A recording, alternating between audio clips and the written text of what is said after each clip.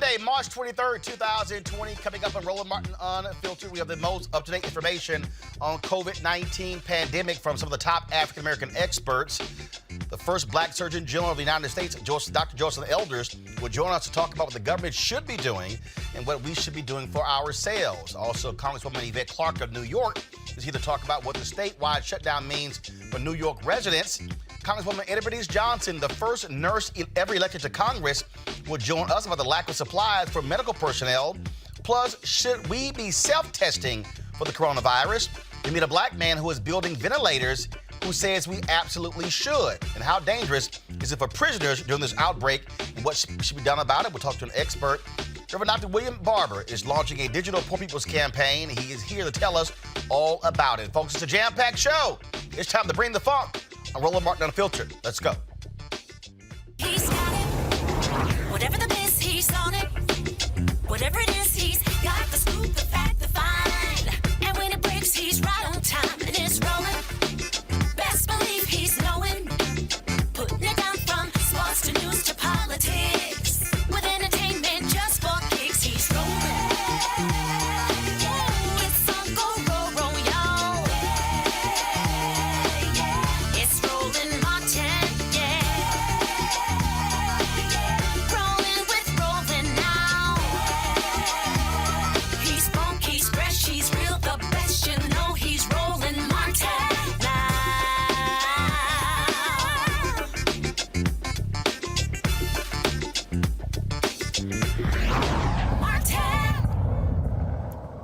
Folks, there are currently 40,841 cases of COVID-19 in 50 states here in the U.S. and 3 U.S. territories. At least 483 patients with the virus have died. The World Health Organization Director General Tedros Adhanom Ghebreyesus says the outbreak is accelerating, but believes that we can change the trajectory. And in fact, what they've said is that it's actually shrunk in terms of the cases, how we reach to the point of 100,000. The Surgeon General of the United States, he said this week could get very bad. In New York, Governor Andrew Cuomo laid out his plan in his daily briefing. Supplies are the ongoing challenge nationwide. Masks, PPE, ventilators are the #1 precious commodity. This is happening on an ad hoc basis. We are competing with other states, as I have said. We have made certain strides. We have a full team working on it. We're very aggressive. We're talking to other countries around the world. We're talking to companies. We have New York manufacturers who are really stepping up to the plate and converting factories, etc. But this is not the way to do it. This is ad hoc.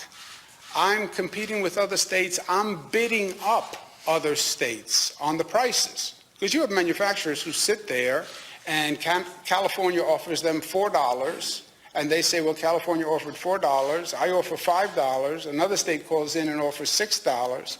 It's not the way to do it. I was speaking to Governor J.B. Pritzker yesterday about this. Why are we competing?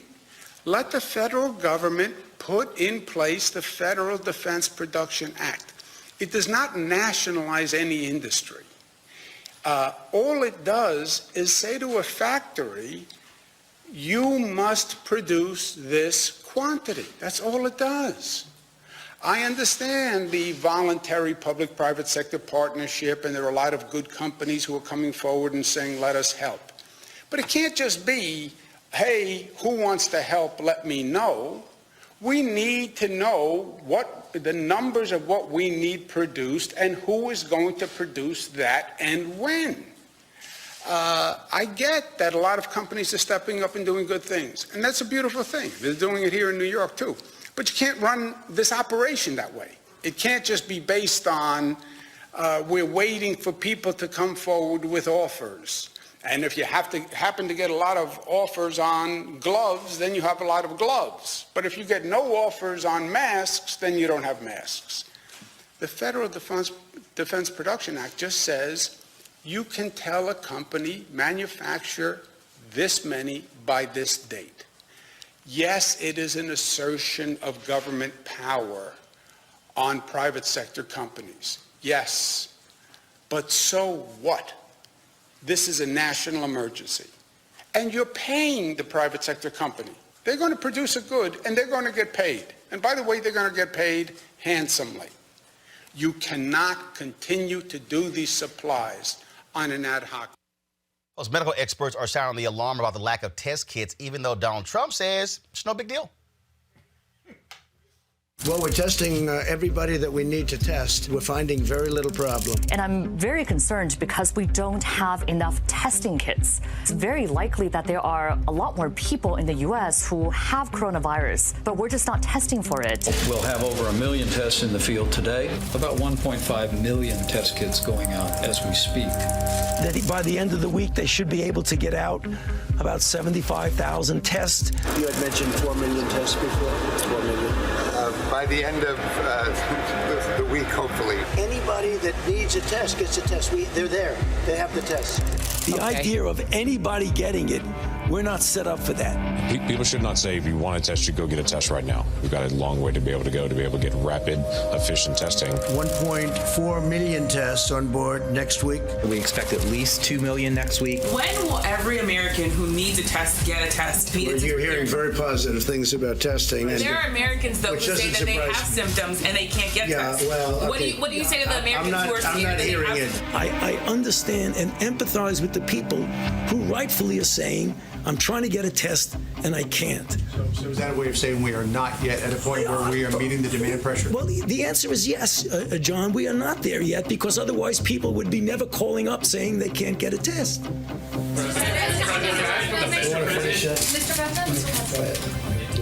Well, I just can't emphasize enough about the incredible progress that we have made on testing. All right, folks, the White House right now is having their live news conference. Let's go to it. And if Trump starts lying, we're going to correct him. Asian American community in the United States and all around the world. They're amazing people, and the spreading of the virus is not their fault in any way, shape, or form.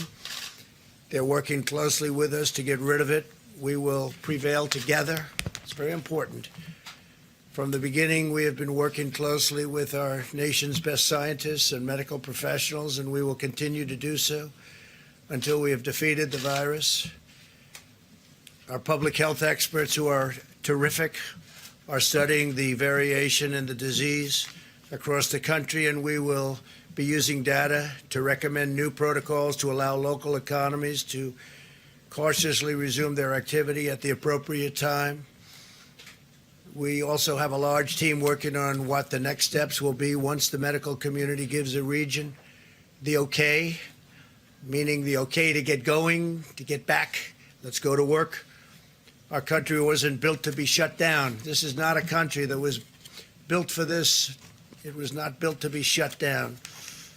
My administration continues to work with Democrats and Republicans to reach an agreement on an urgent relief bill for the millions of American workers and small businesses and large businesses that were badly affected by the medical difficulty that we've had. If you had a viable business in January, we are committed to ensuring the same is true in the coming weeks. In fact, we want to make it even better than it was before, and we're doing things to help in that regard. America will again and soon be open for business, very soon. A lot sooner than 3 or 4 months that somebody was suggesting. A lot sooner. We cannot let the cure be worse than the problem itself. We're not going to let the cure be worse than the problem.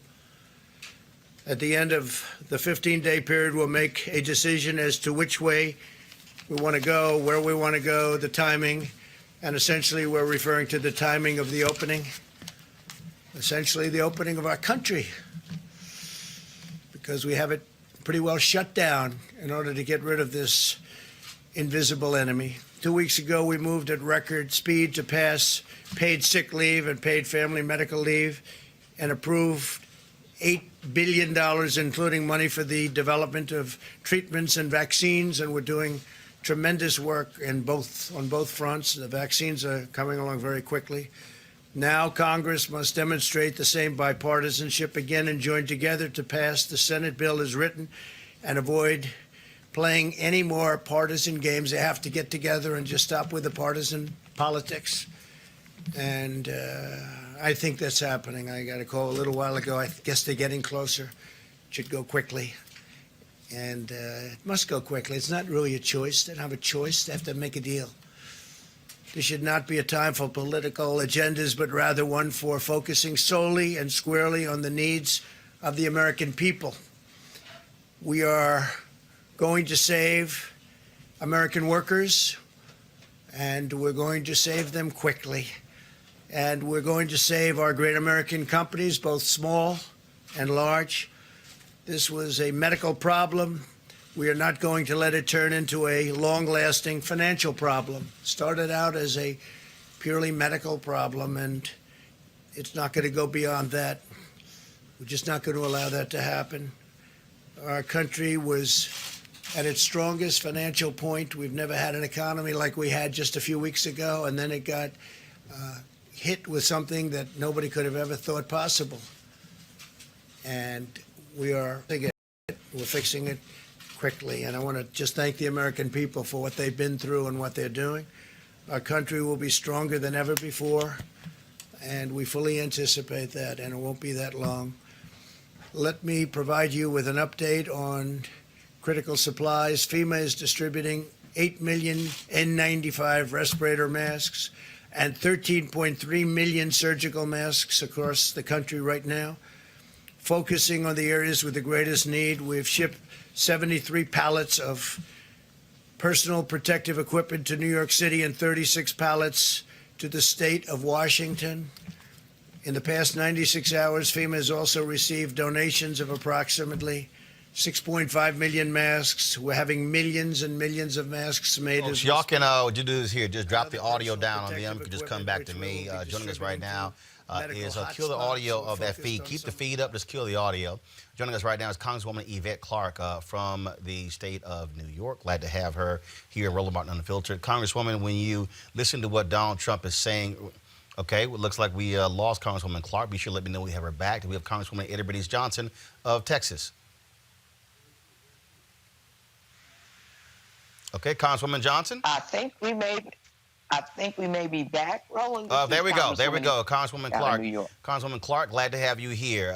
So first and foremost, Congresswoman, you just heard Donald Trump sitting here talking about what they're doing for New York. New York has become ground zero, if you will, for the coronavirus pandemic here in New York. Is this administration, as far as you're concerned, that has been late to the game? All of a sudden, he says he's taking it seriously, but now they want to roll back the social distancing, which, according to experts, that's actually helping to end this crisis. Well, you know, that's not going to happen, Roland. We are following the leadership of our mayor and our governor here, who have their fingers on the pulse of what's happening in our state and in our city. And we are just at the beginning of this crisis in New York City, because we live densely populated. We are in a vertical city, and the virus is spreading. So what are we doing here? We are telling people to stay home for those who have a home to go to, because we've got multiple layers of challenge in a city like New York, where we have a significant homeless population, a significant homeless youth population, and being able to provide shelter for everyone that maintains social distancing, that creates an opportunity for them to, shelter in place, to be to adhere to all of our sanitary requirements, washing their hands, keeping their hands away from their face, having sanitized their environments. And it's a mammoth task here in the city of New York, and we are focused on getting our folks to shelter in place, for lack of a better term, basically stay home and only access essential services and things that they may need to be sheltered. Okay, Congresswoman, you just heard your governor talk about the National Defense Production Act. Donald Trump refuses to invoke it. And what's happening is these people who are making masks and ventilators, they're jacking the prices up and making these states compete, if you will. And it's sort of like, hey, survival of the fittest. Isn't the point of the law? Is it the point of the law in order to get people to not do that?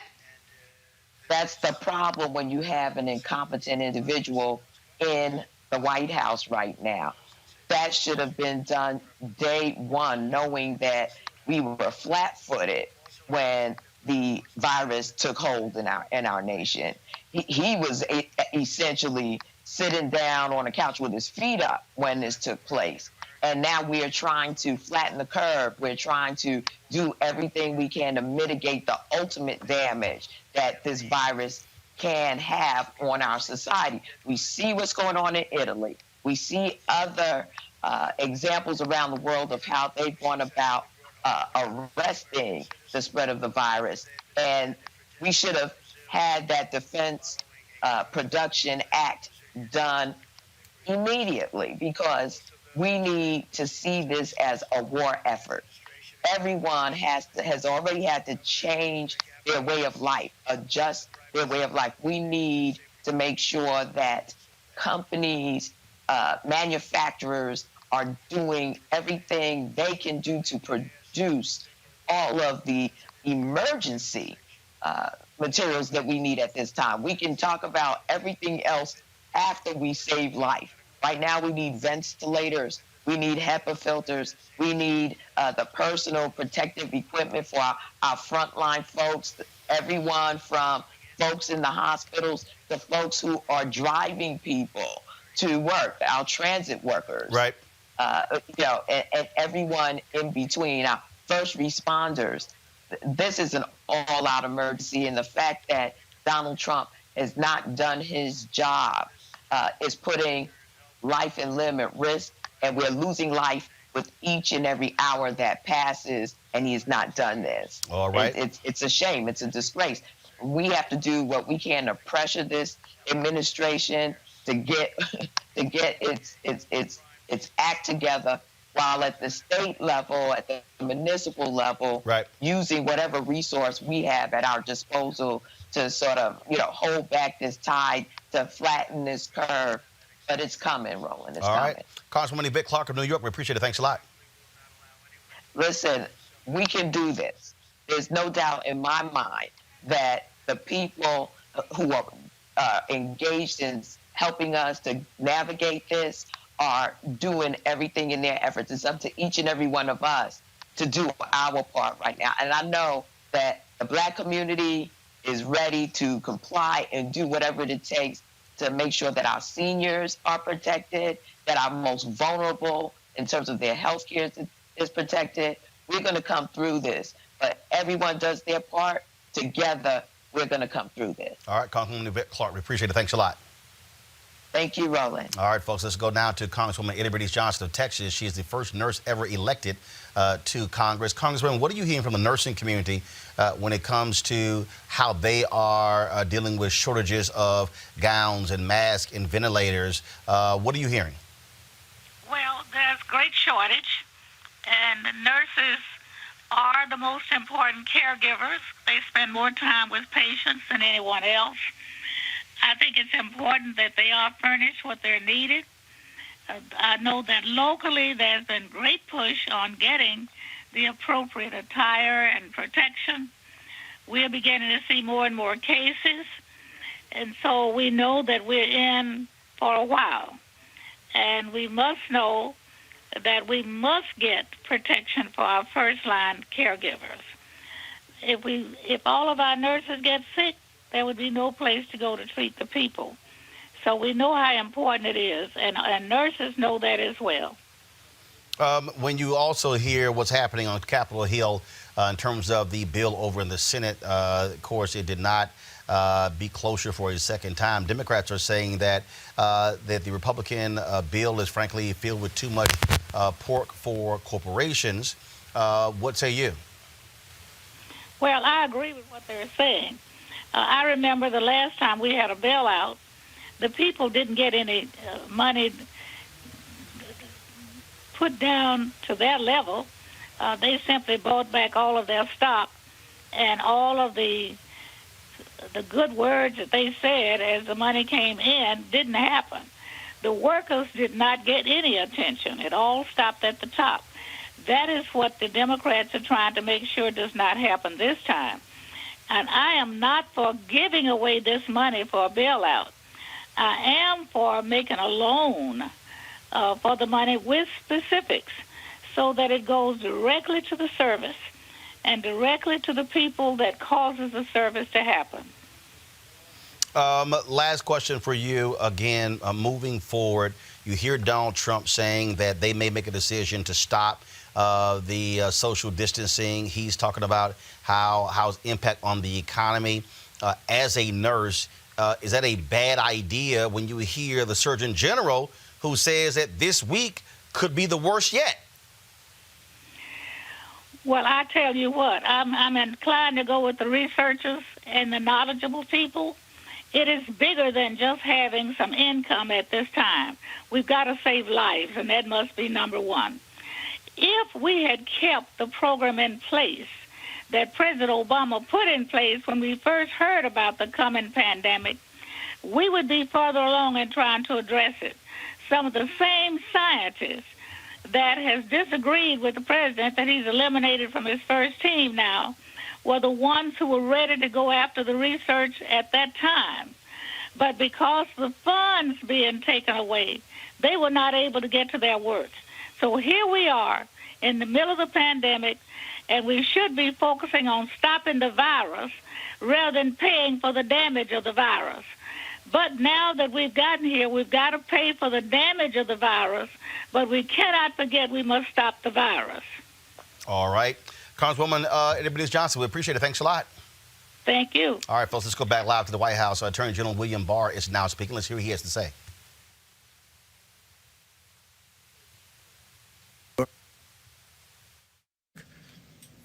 We're studying it very closely, watching it very closely. You probably saw a couple of articles today came out where a gentleman, they thought... All right, so we're going to, again, William Barr, we're going to double-check the feed there. William Barr is actually at the podium now, and so that appeared to be the older feed, and so we're going to fix that. One of the things that we are also monitoring what's going on here, first of all, guys, you noticed that Donald Trump is the one who is leading these news conferences. Looked like for some reason he didn't like all the attention that Vice President Mike Pence has been getting. They started this news conference, and Pence wasn't up there. He's up there now. Now let's go back to the news conference live right now. The President signed a second executive order providing the authority to address, if it becomes necessary, hoarding that threatens the supply of those necessary health and medical resources. Under Section 102 of the Defense Production Act, the President is authorized to prohibit the hoarding of needed resources by designating those materials as scarce or as materials whose supply would be threatened by persons accumulating excessive amounts. Once specific materials are so designated, persons are prohibited from accumulating those items in excess of reasonable personal or business needs, or for the purpose of selling them in excess of prevailing market prices. It is a crime to engage in prohibited activity. In today's executive order, the President is delegating to the Secretary of HHS this authority. We're going to keep monitoring that live news conference. Joining us right now on our panel is, of course, in studio, Scott Bolden, former chair, National Bar Association Political Action Committee. Joining us via Skype is Brittany Lee Lewis, political analyst, as well as a political analyst historian, and Dr. Avis Jones-DeWeaver, who is political analyst as well. Scott, when you hear Donald Trump talking about stepping away from the social distancing because he is concerned about the economy, pretty much what the New York Times is reporting, that he is basically ignoring his specialists, ignoring the scientists, and they're saying that they were giving too much power to the scientists. You probably want to listen to your health experts in a moment like this. Yeah, we certainly do. I know at Reed Smith, we certainly are looking and listening to the experts. We're telecommuting, if you will. We're open, but we're still practicing law with our clients, and our clients are shut down as well. It's interesting when you listen to the press conference, Roland, and you listen to the various experts there, you listen to the governor of New York, and then you listen to Trump. At minimum, it's confusing. Worse, it's just offensively misleading in the sense that this is the leader of the world, and I want to be listening to him. I want to be comforted by him. I want him to tell me with some credibility and authenticity that this thing is going to be all right. But I said it before, the most powerful man in America right now is not Donald Trump. It's Tony Fauci, who is the lead scientist, lead medical person on this from the, I think he's from the CDC. No, for National Institutes of Health. It's in terms of dealing with allergies and so on. I mean, he's a top expert, but he gave an interview with Science magazine where he's like, okay, it's a little hard to go up there and you having to correct the president when he's basically lying. But notice that he's still there. The president hasn't attacked him, and the president hasn't gotten rid of him because he's the most trusted. He's been in that position for 30-plus years. He's served 3, 4, 5 presidents. And I got to tell you, he is the most credible. And that's who we need to be listening to. Just like the governors aren't listening to the president, the governors have taken the lead in the states because they can't rely on the president. And the president and the federal government ought to be leading, as we discussed. Hold tight 1 second. I want to go back to the news conference to find out what's happening with testing. Let's go right ahead.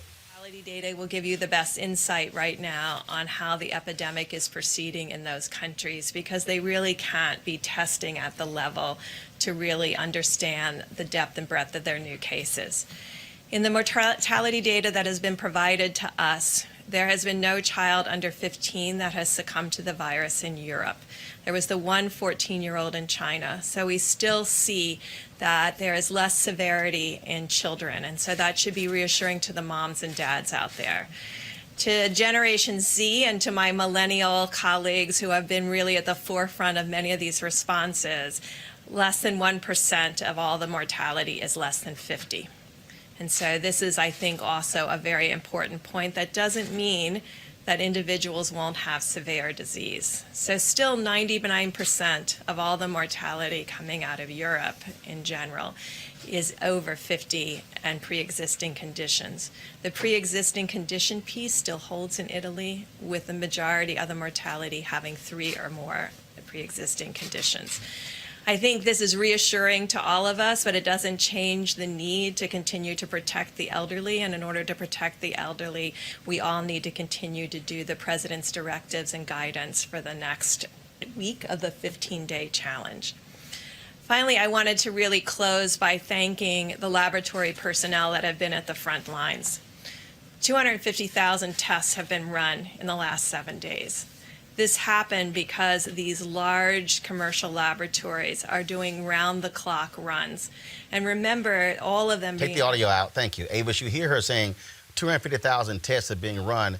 We were promised 4 million. Lies, lies, and more lies. All they do is lie in this administration. And the sad thing is, and it's beyond sad, this is criminal. You know, I call this criminally negligent level of incompetence that we have seen out of this administration. They continue to sort of dangle this promise of testing in front of the American populace, and they never live up to getting anywhere near what they're promising. And now at the same time, they are going to even magnify their incompetence by what it seems like alluding to that they are going to end the social distancing in a week. You just heard her say, and she looked to Trump right before she said it, for like another week. It's as if they will not be satisfied until they definitely kill millions of people in this nation because of their utter incompetence. And it's time for him to go. Honestly, I wish someone would invoke the 25th Amendment, because clearly he presents a clear and present danger to this nation and to the citizens of this nation. He is not a wartime president. He is a president who, through his incompetence, is committing a one-man war against the citizens of this nation. I want to go to Brittany. Brittany, when we see what is happening with all of a sudden now the Trump administration sending these signals, it's all about the economy. You know, we can't destroy our economy because of this. But you have more states who are now saying shelter in place. We had California, we had New York State, Illinois. Now we have Massachusetts. Now we have Michigan. More and more states are saying this is where we have to go. Dallas County has issued that order. So states and counties and mayors are looking towards this. Donald Trump says, "Oh, we pretty much got the nation shut down." No, we don't. we absolutely do not. you still have people who are congregating. Just this weekend, these dumbasses in D.C. were literally walking around about the cherry blossoms. I don't give a damn about some cherry blossoms. Now, look, it was gorgeous in D.C., 72 degrees. There's no way in hell I'm about to risk my damn health by going to see some damn cherry blossoms.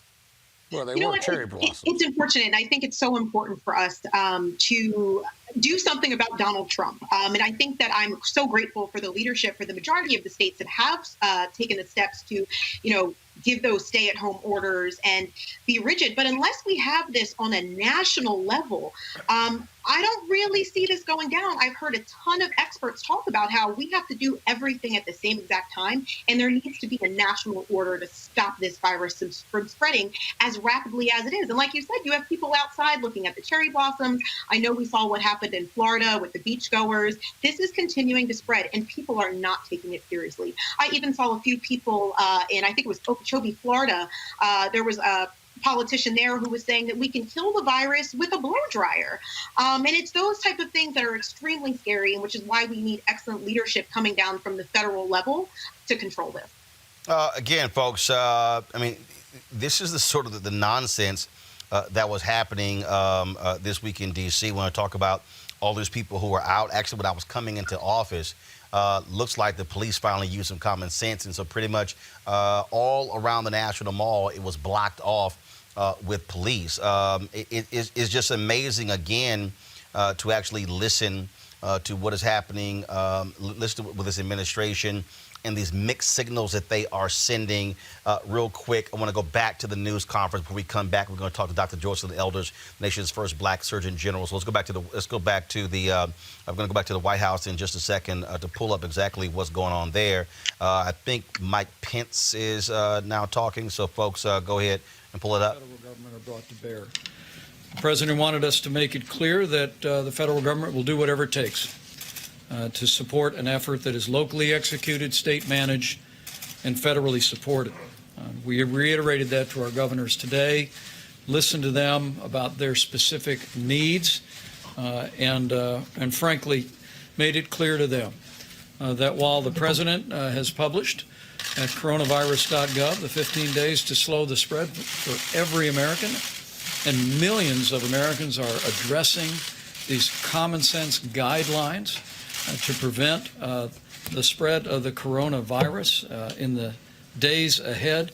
We made it clear to the governors that this president and this administration fully supports decisions that governors are making in communities and states that are particularly impacted by the spread of the coronavirus, and we are grateful for their efforts.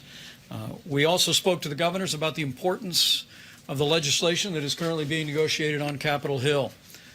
And asked them to encourage members of the House and the Senate to move very quickly. The bill that is currently being negotiated, the president said that he believes will be resolved soon, and we're encouraged by it. We'll speed direct. We're going to dip back out of that. I want to pull up right now the nation's first Black Surgeon General, Dr. Joycelyn Elders of Arkansas. Dr. Elders, how you doing? Fine. How are you? Certainly glad to see you since we were together at graduation at Philander Smith. Yes. And so we were honored, and so was I. First and foremost, as a woman who has served in that capacity as a nation's Surgeon General, to listen to Donald Trump and these political leaders now say they may walk back the social distancing, which Dr. Fauci and others have been saying is important. He was on the Today Show this morning, I'm going to pull the clip up in a second, saying that might have to continue for several more weeks so we can get ahead of this. But you have folks like Trump, Larry Kudlow, they're so concerned about the stock market that they say, oh, we shouldn't allow this to kill our economy. What say you? Roland, we've got to listen to the scientists. We can't afford to listen to people who really don't know the science and don't know what they're talking about. I very much, I realize Mr. Trump is our president, but we've got to listen to the scientists on this. And we know that we can't afford to be worrying about the stock market when we need to be worrying about saving the lives of millions of people.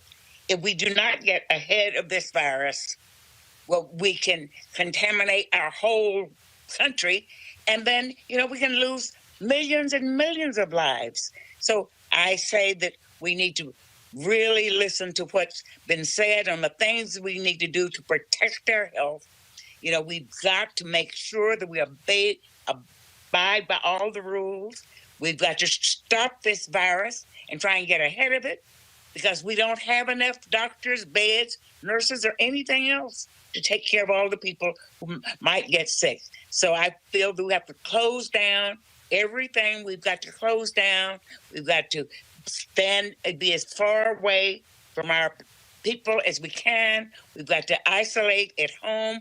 We've got to close our schools, whatever we need to do to try and get our arm around this virus.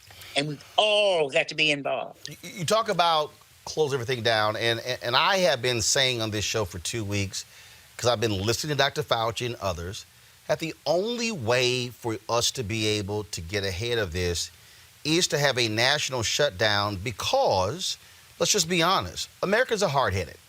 Yes. There are Americans out who go, we're free, we're the land, home of the land of free, home of the brave, whatever the hell they say, and we should be able to go wherever we want to go. But the bottom line is this here: if you don't know who's sick, if you've got people who are asymptomatic but they actually have it, then you got people who are showing symptoms but they can't get a test. When you have the administration saying that we were supposed to have 4,000 and 5,000 tests, when you heard the doctor there just say they've only run 250,000 tests so far, these private laboratories, is that we still have not reached critical mass to have an understanding of where we are. You look at what's happening in New York, you look at the governor of California, you look at people who are saying that upwards of half of the country could very well have the coronavirus, not enough ventilators. But then Trump says, well, we pretty much have a national shutdown, but we don't. And so, I look, as somebody with a business, that's the last thing I want, but I don't understand how someone can think you're going to fight this and get ahead of it and flatten the curve if we go back to business as usual. There's no way we can do that, and we've got to listen to our scientists and do what they say if we want to get ahead of it. Otherwise, we'll keep getting further and further behind, and it'll cost more and more, and we'll have more and more people die. So all of America has got to become involved, and we've got to get, if we want to stop this. And you know what? We're going to have to do whatever we have to do.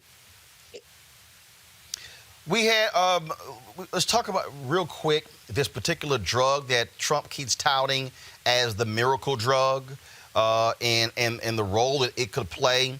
We understand that people with lupus really require this drug. Now, all of a sudden, we're hearing many of them won't have the ability to be able to get the drug because people are just going in and buying it as well. And again, as somebody who's a doctor, how unsound is it to hear a president touting a drug, saying that it is a vaccine when it literally hasn't even been tested on people specific to the coronavirus? You're absolutely right. I feel that our president should step back and let the scientists speak.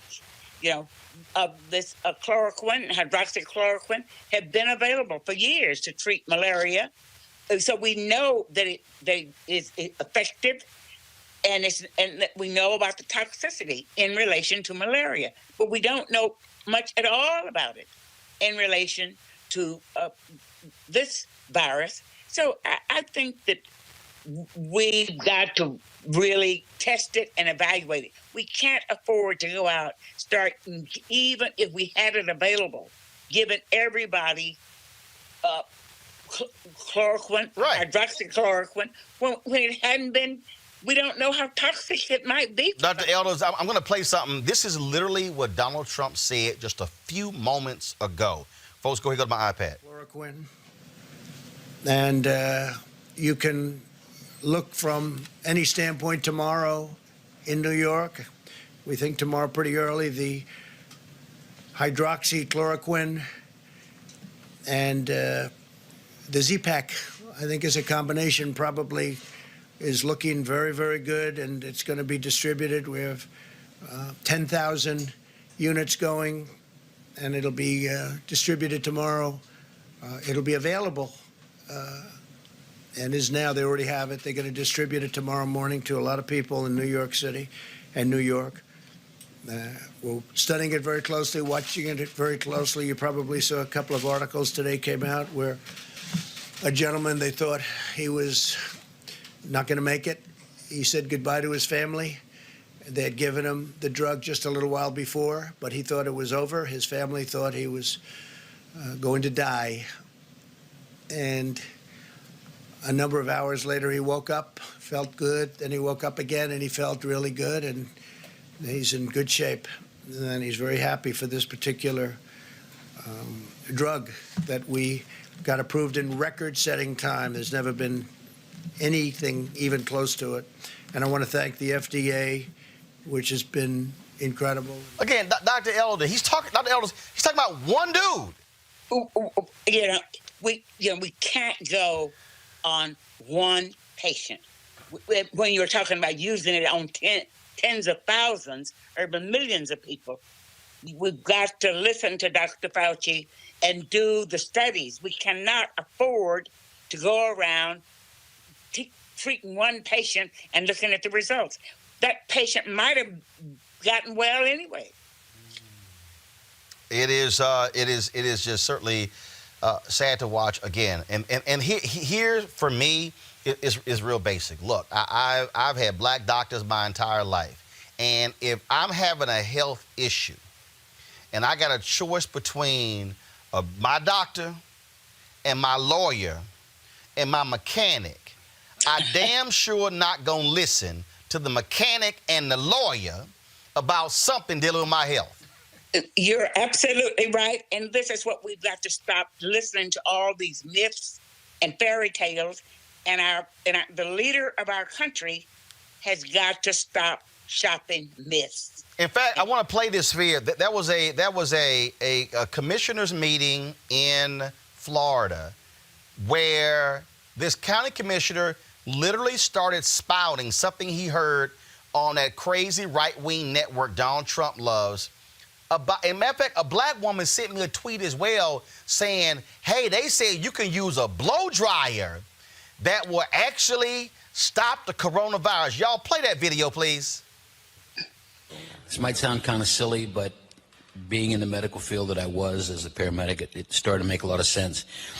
One of the things that was pointed out in this interview with one of the doctors, foremost doctors that has studied the coronavirus, says that the nasal passages and the nasal membranes are the coolest part of the body. That's why the virus tends to go there until it then becomes healthy enough to go into the lungs. This sounds really goofy, and it did to me too, but it works. Once the temperature reaches 136 degrees Fahrenheit, the virus falls apart and just disintegrates, okay? And I said, well, how would you get the temperature up to 132 degrees? The answer was you use a blow dryer because it's capable of doing that. So you hold a blow dryer in front of your face and you inhale with your nose, and it kills all the viruses in your nose. Okay. So I would just caution residents to, if there's lots of misinformation out there. We're hearing and learning a lot on social media, and there's just a lot of misinformation on how to cure this disease. And, I personally would just leave that to your medical provider. I've heard so much, just sad information about, how to cure this virus. And it's a new virus. That's why they call it a novel coronavirus. And just caution on the, mechanisms of, trying to treat. Come on. Dr. Elders, this fool literally said, I used to be a paramedic and I read this here from this doctor, and that was a study. Hold a hairdryer to your face and let it blow 130-degree heat into your nose. What? You got to inhale. You got to inhale. That makes absolutely no sense. Doc, go ahead. Take it away. That makes absolutely no sense, and I feel that that's a horrible myth, and that person needs to go to their doctor and see what their doctor says about this. because I suspect that I wonder what really happened to that patient, and I wonder if they really got the temperature to 136 degrees Fahrenheit. We just cannot have all of these lies. And Doc, if I put 136 degree in front of my face, you're gonna have a big bad burn. I'm gonna burn my damn face. That's the craziest. So I'm gonna try to kill the coronavirus, and now give myself a facial, nose, nostril, mouth burn, and probably kill you. Lord have mercy. Lord have mercy. Dr. Joseph Elders, always good talking with you. Look forward to having you back on as we continue moving down this path, because we need sensible people. Thank you. And we want to keep try to get some good things. Oh yeah, that's absolutely. That's why we talk. That's why we talk to the top black experts, not these crazy folk out here who come in with their home remedies dealing with coronavirus. Thank you for what you're doing. It will make a great big difference and hopefully save a lot of our people. We appreciate it. Thanks a lot.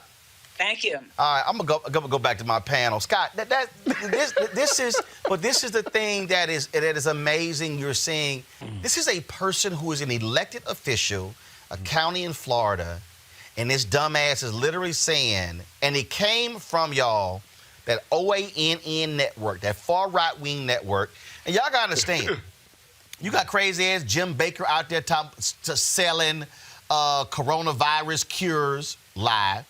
You got the sister of Letitia James in New York ordered Alex Jones to stop selling this stuff. And these crazy ass right wingers, they're falling for it. And guess where one of the first places where they got it? CPAC at their conference, the right wing conference. And then, of course, it spread, letting people get in quarantine. Right now, there were 6 people who did not vote for the bill yesterday in the Senate. 5 of them Republicans, because hell, all 5 quarantined. What was your question? They crazy.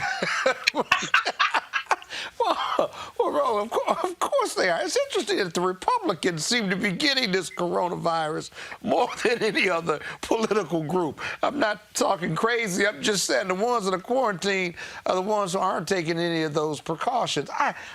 The gentleman that you just ran the tape on, God bless Joycelyn Elders. I mean, she's a senior of ours in this country right now, still sharp as ever, without a doubt. But it's just practical sense. He actually said that publicly.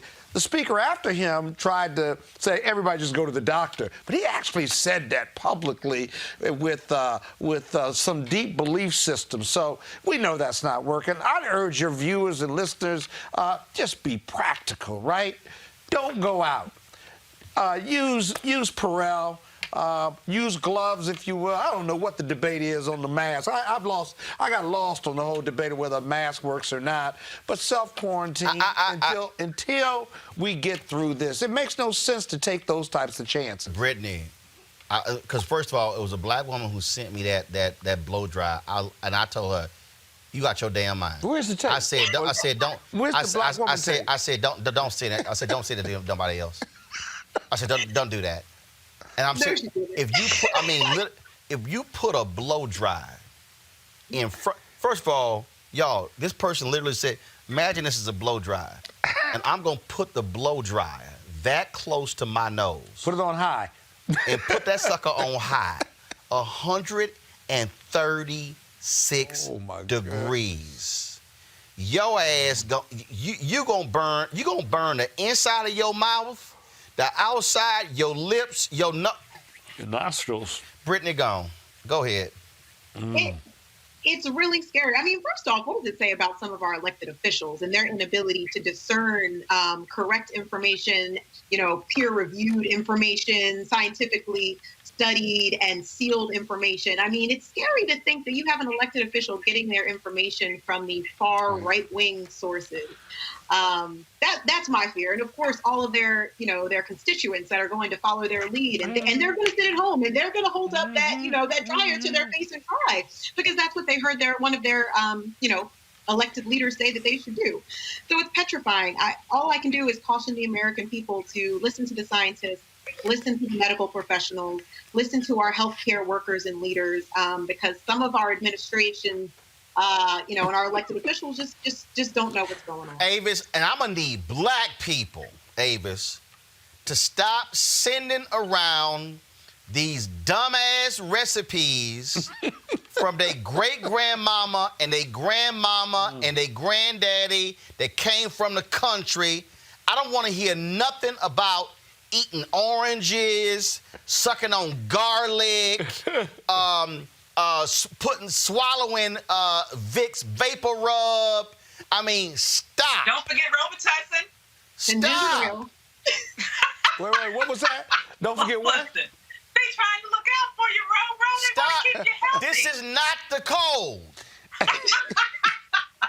Yeah, I know. I've been getting some texts and inboxes on social media, and I know people have the best of intentions, and these, they're trying to look out for you. But the bottom line is this: now is the time to really sort of prioritize medical science and what you're hearing from reputable sources.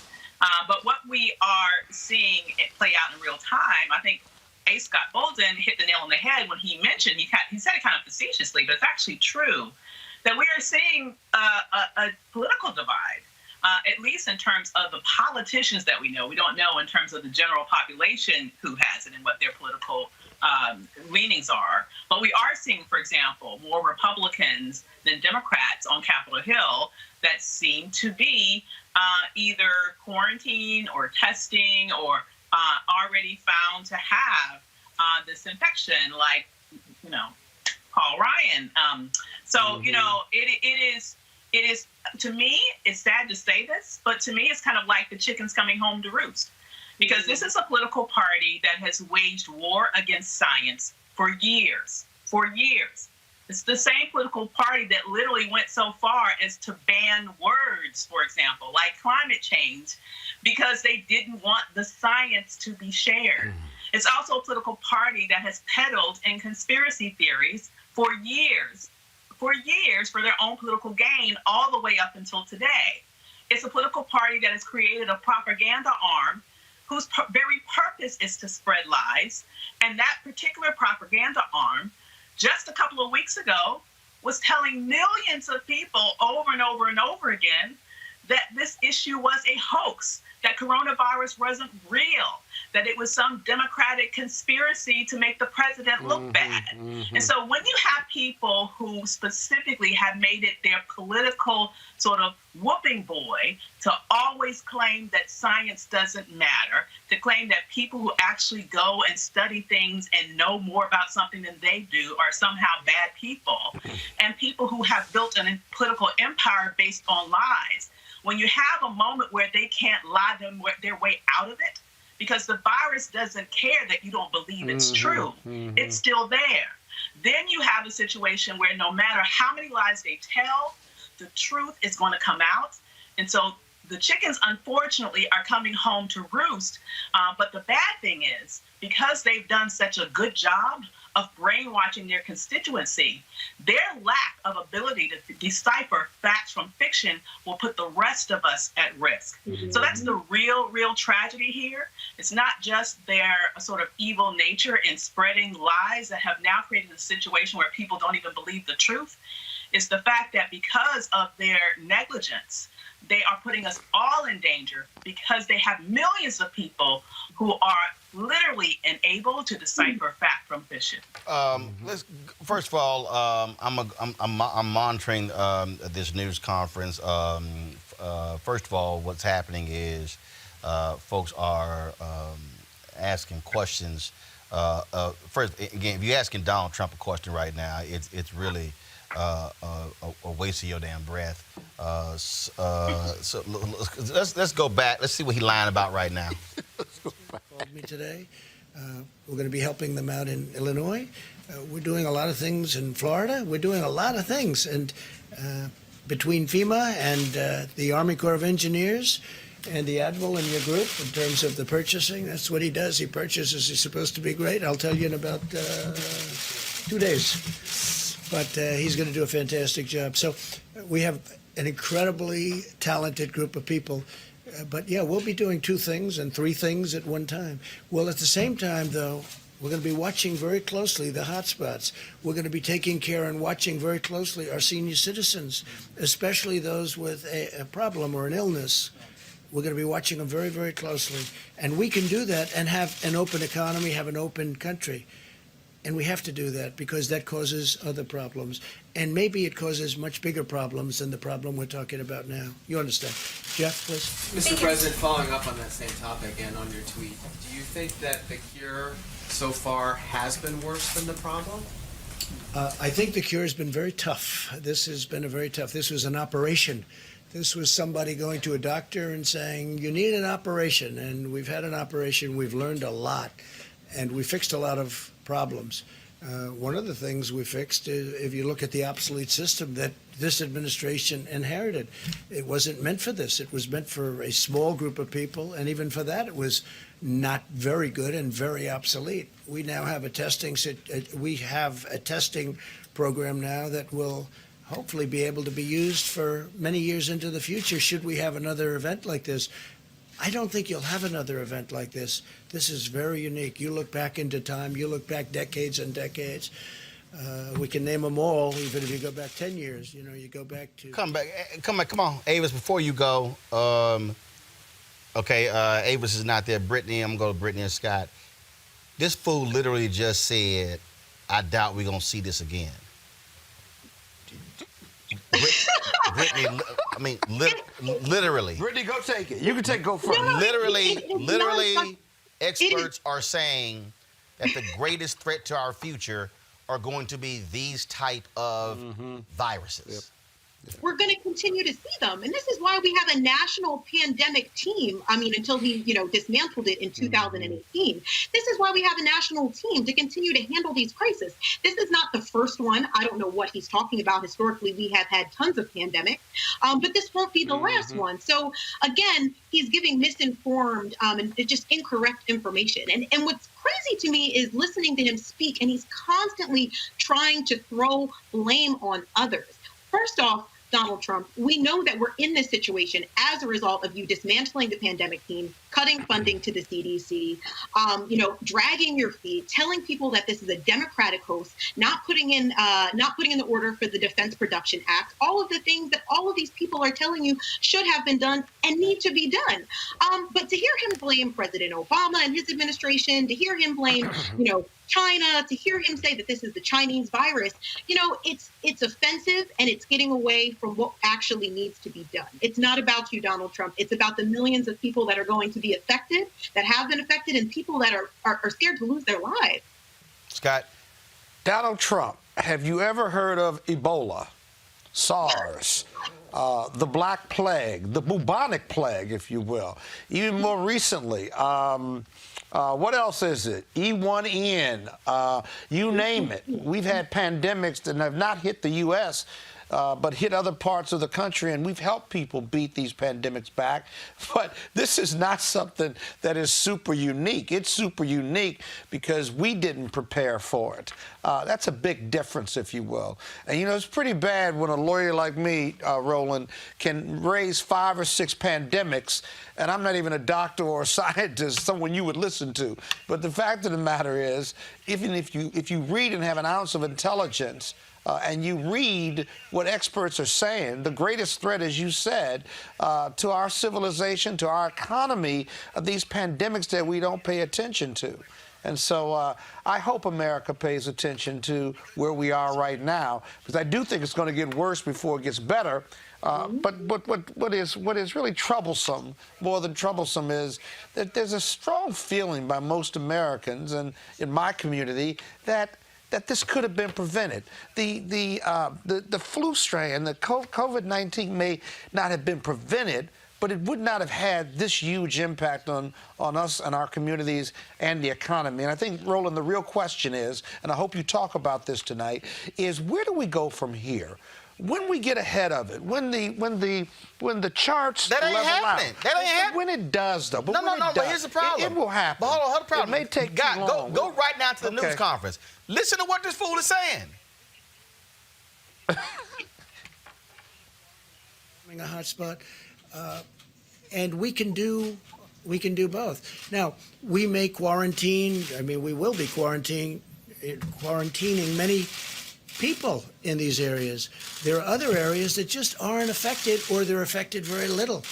And why would we close down 100% of the country? There are areas within New York where New York will be open, but there are areas within New York. Remember this: New York has the New York Stock Exchange. It has NASDAQ. It has the exchanges. To close the New York Stock Exchange and NASDAQ and with all of the great work they're doing, I mean, they've gone largely to computer. You look at the floor, it's incredible what they can do, but it's fully open. But we don't want to be doing that. But we can do, what I'm saying basically is that we can do two things simultaneously. And we've had this incredible learning period. Plus, people have been in a period and they won't be calling, oh, gee, because I've got many, many people that now come to me and say, we get it. We think we can really do it now and do it while we're open. So at some point, we'll be setting some guidelines. We'll be setting some date lines, and we'll be announcing them in the not too distant. Yeah. That's why you're not going to get ahead of it. Oh, but it's worse than that. Watch this. You're not going to get ahead of it, because what this fool is going to do is open it back up, and we're going to have groups and folks in the offices and everything, and then all of a sudden... Okay, so here it is. I'll supplement that. The reason you have pockets where people are, quote, not COVID-19 or don't have corona is because they don't know they have corona, and you don't know they have corona because you don't have it tested. You don't have enough test kits. I said this on the show last week. I want to go get tested. Well, somebody tell me where I go get tested. Oh, you can tell me? But guess what? I got a friend right now. I'm not manifesting symptoms, and I'm not in my 60s, so then they won't even test me. I got a friend. That's why you have pockets of people. I got a former colleague who has had a fever for a week. She can't get a test. Can't get one. You can call hospitals in the DMV.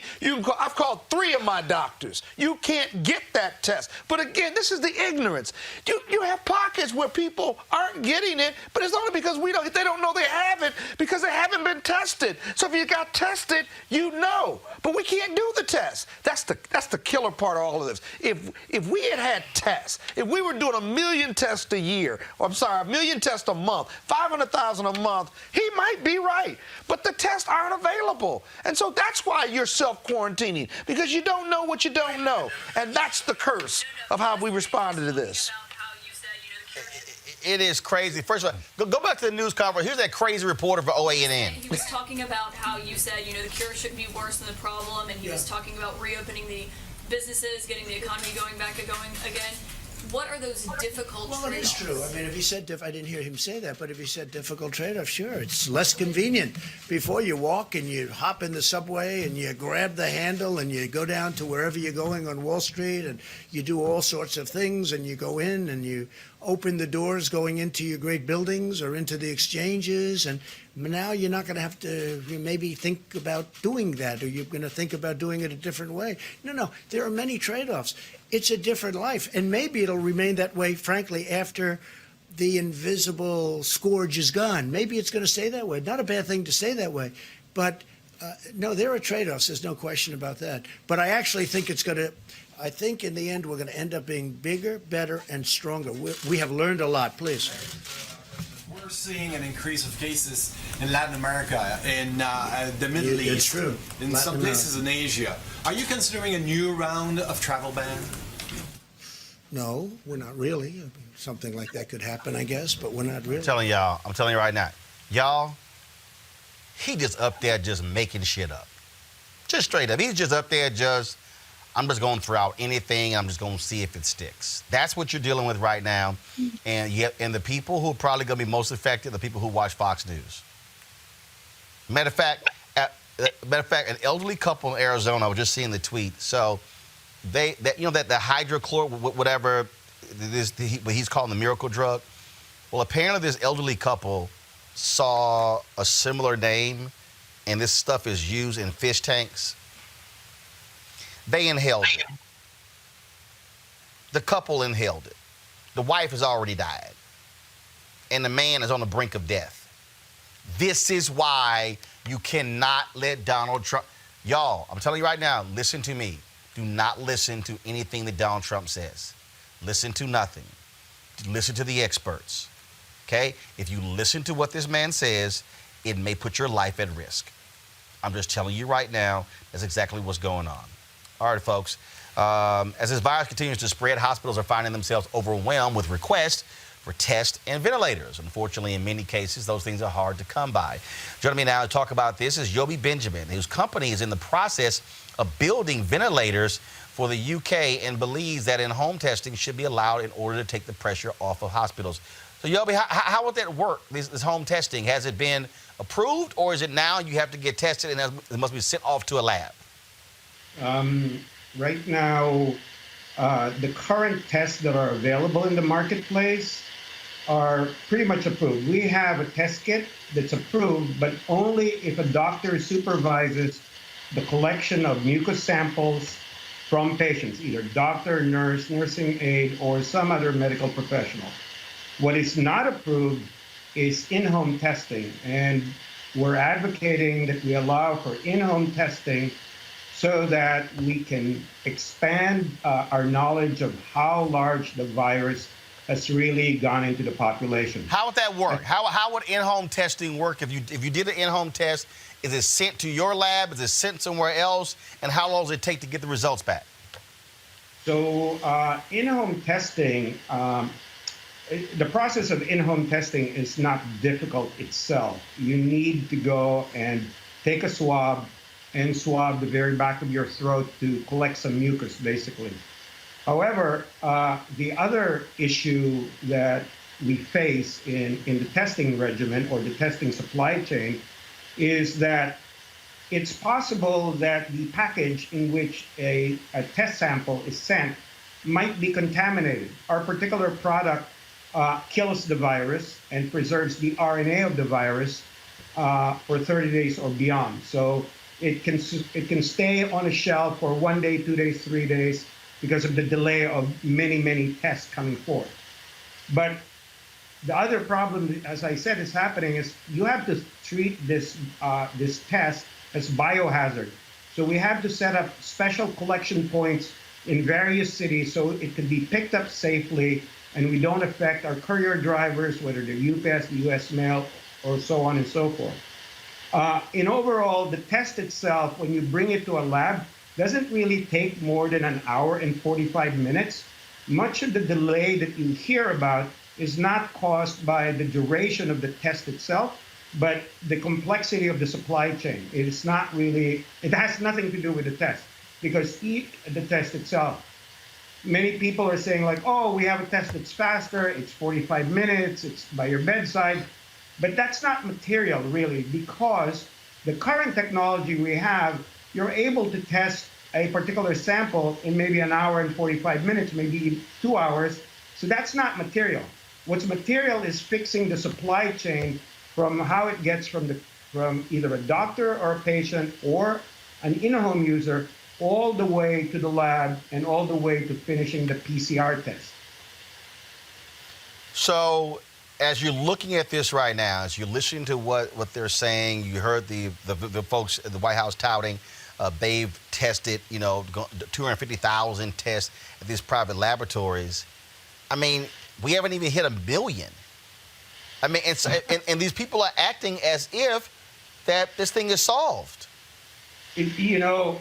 I'm not much of a political person, but I will tell you from a science point of view, if you don't know the denominator of this virus, in other words, if you don't know exactly who is sick, or you can't even model it in large numbers, it's very, very difficult to fight. Because as Dr. Elders pointed out, as some of your previous guests have pointed out, many people are asymptomatic. It means they have no signs of the virus.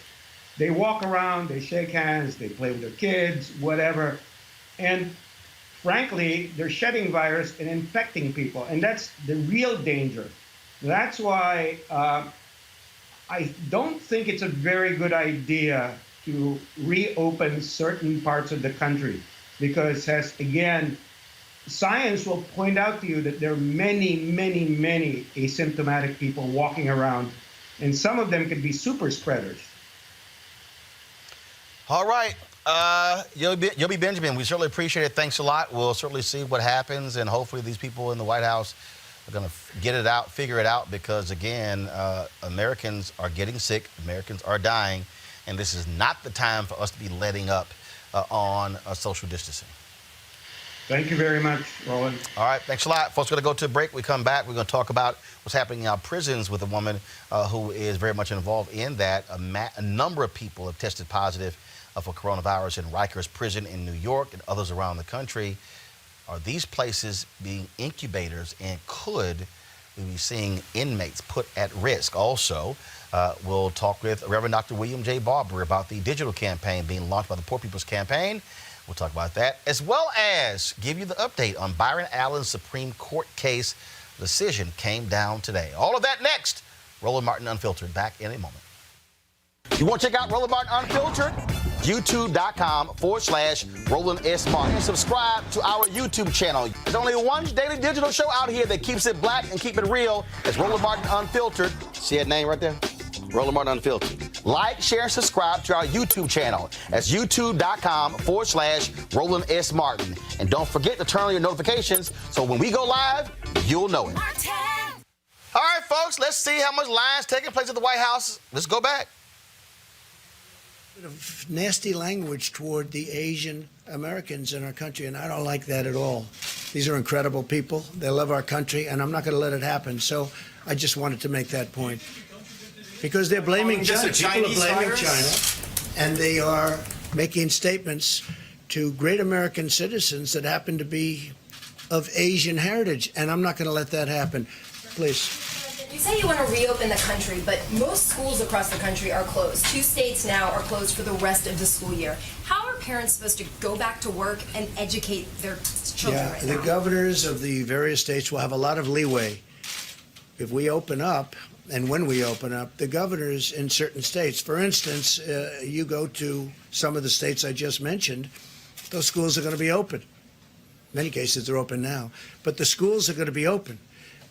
In other cases, Governor Cuomo, Gavin Newsom of California, certain governors are going to maybe have a decision to make. Now, they may make a decision to keep them open in a certain part of New York, and maybe in Westchester County or wherever it may be, they'll keep them closed. But they're going to have leeway. We're giving the governors a lot of leeway. Do you agree with the decision to close it several months out at this point? These governors are saying they're expecting a peak in the next couple of months and have made a decision for the rest governors of the year. are going to make those decisions. That's going to be up to the governors. And they're very capable. They'll be able to make the decisions. Please. Sir, will you explain why a $2 trillion economic stimulus is needed if you are going to reopen the country in a period of weeks, not months? Because the virus has had a big impact on our country. So we're going to give a stimulus so that the workers can live their life. It was not their fault. It wasn't the workers' fault. And we are going to give a kick so that it's a kick. And this way, we think the workers can get a fair start. The small businesses we're taking very good care of. We want to take care of these small businesses. They really are the engine of this country. A lot of people don't know that. You know, everyone thinks of these great, big, beautiful businesses, who, by the way, have been very badly hurt also. But the small businesses have really historically been the engine, and they still are the engine of the country. And you'd be amazed. The workers love those businesses, and the workers contact us, and they want us to help those businesses because that's where they've made their living. That's where they've been paid a lot of money over the years. And, you've been seeing what's happened over the last 3 years where salaries and wages have gone up very substantially for those workers. And then we got caught by this sudden craziness coming into our country and coming all over the world. So we need to make sure that the companies are strong. Y'all, he literally just said the wages of these small business workers have gone up substantially over the last several years. That is a lie. A lie. $2 trillion is my question. Going to be a lie. Save companies that have been. Go back. You're going to have to save various. I mean, you know a lot of the companies yourselves. We have a company that was, I think, the greatest company in the world, named Boeing. Boeing's going to need some help. Now, Boeing had some difficulty before. That's unlike others. We have other companies that didn't have a problem coming in. Boeing had the obvious problem that everybody knows about from a little more than a year ago, a double problem, and it was a big one. And then on top of it, as they're getting ready to really show their stuff, on top of it, we all get hit by this. And obviously, the airlines are going to have a problem, but the airlines aren't going to be buying from Boeing or from anybody else right now because of this difficulty. So we have to work with the airlines. We have to work with the cruise lines. We have to work with the companies like a Boeing, because Boeing's a potentially, again, a great company. It had a very rough period of 13 months, a very rough period, a horrible period, an unbelievable period. If you would have told me this would have happened to Boeing, I wouldn't have believed it, because to me it was, truly one of the truly great, probably almost 1 point of GDP, if you can think of that. It's hard to believe that a company could have that kind of an impact. But Boeing, we have to work with it for two reasons. Number one, it's a great company that we have to save. Number two, it produces unbelievable numbers of jobs. And so, the numbers have to be reflective of that kind of a thing. Please. Boeing is in trouble because of the 737 MAX. And we want building. That's why Boeing's in trouble. Because they rushed a plane out. They've lost billions. They've lost billions on the cutback on the orders of those new planes, and because of the liabilities they got to pay out because of those crashes. Dr. Birx, we seem to be talking about different geographical slopes on this. The curve would be changing. And yet you just said that 20% numbers coming out of New York gives an indication that we don't quite know when the seeds, to use your metaphor, were planted. So how confident are you on the start dates of each curve for each of the geographical areas that the president seems to be indicating will be adjusting the policy for? So that's a very good question. So what we do know is now we can backtrack from people who get very seriously ill to when they probably got infected versus when they were exposed. And so when you start backing out each of those pieces, when you start seeing hospitalized patients, you know that the virus has probably been there for 3 to 4 weeks, substantially circulating within the population. So that's what we're looking for. Now, as all of our testing is improved, and we want to really applaud the group who has worked on it. If you look at the pandemic flu preparedness, all of this was built on a flu platform. It was never, ever thought that you'd have a simultaneous respiratory disease hitting at exactly the same time as your flu hits in the country. And so when you're doing all of your flu surveillance, you could have small cases of these pneumonias and flu-like illnesses. All right, y'all, here's the deal. Okay, we're going to dip out of that. Bottom line is here. One thing that's happening right now across the country, we're seeing the impact of people who are in prisons. Joining us right now is Andrea James, Executive Director of the National Council for Incarcerated and Formerly Incarcerated Women and Girls. Andrea, we're seeing a major outbreak at Rikers Island, other prisons across the country. What are you hearing when it comes to these prisons, how they are protecting inmates? Guys, I can't hear Andrea. Thank you, Mr. Martin, for including our voice. Go ahead. For including our voices on this important issue. As people with direct experience, I think it's really a loss when we don't include us in this conversation. So thank you. We have had an extensive communications network in prisons and jails across the country, mostly for the past week and a half now. Documenting all of the reports that are coming in from women primarily, but also from men in jails and prisons across the country, and it's alarming. We all know as formerly incarcerated people what it's like to even have a cold while we are incarcerated, and so to be faced as incarcerated people now are faced with something as dangerous, as life-threatening as COVID-19 in places such as jails and prisons where there is no social distancing. There's no adequate health care. There's already overcrowding. There's already lack of resources. And there's already lack of humanity that we still, for the most part, we are seeing more and more reports coming in of good things. Just today, the court in New Jersey has ordered that people in jail be temporarily released as a result of COVID-19.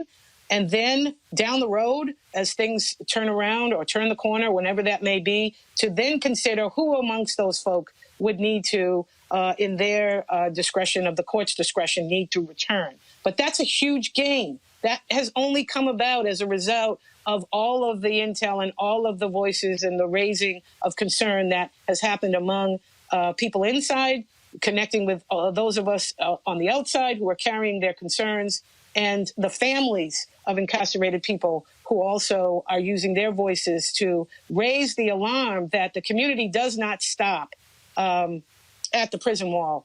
Our community, for us, incarcerated and formerly incarcerated people, includes all of us, and so should the humanity of this country. Terrible things are happening in jails. There are no masks. There's no soap. There's no running water in some places. People are being pushed into parts of prisons and jails where there are not. It's what we call a dry cell. Those are cells and those are rooms within prisons where there's no toilet, there's no running water. Solitary confinement is being used in many cases to quarantine people who they don't know, because nobody is being tested in the jails.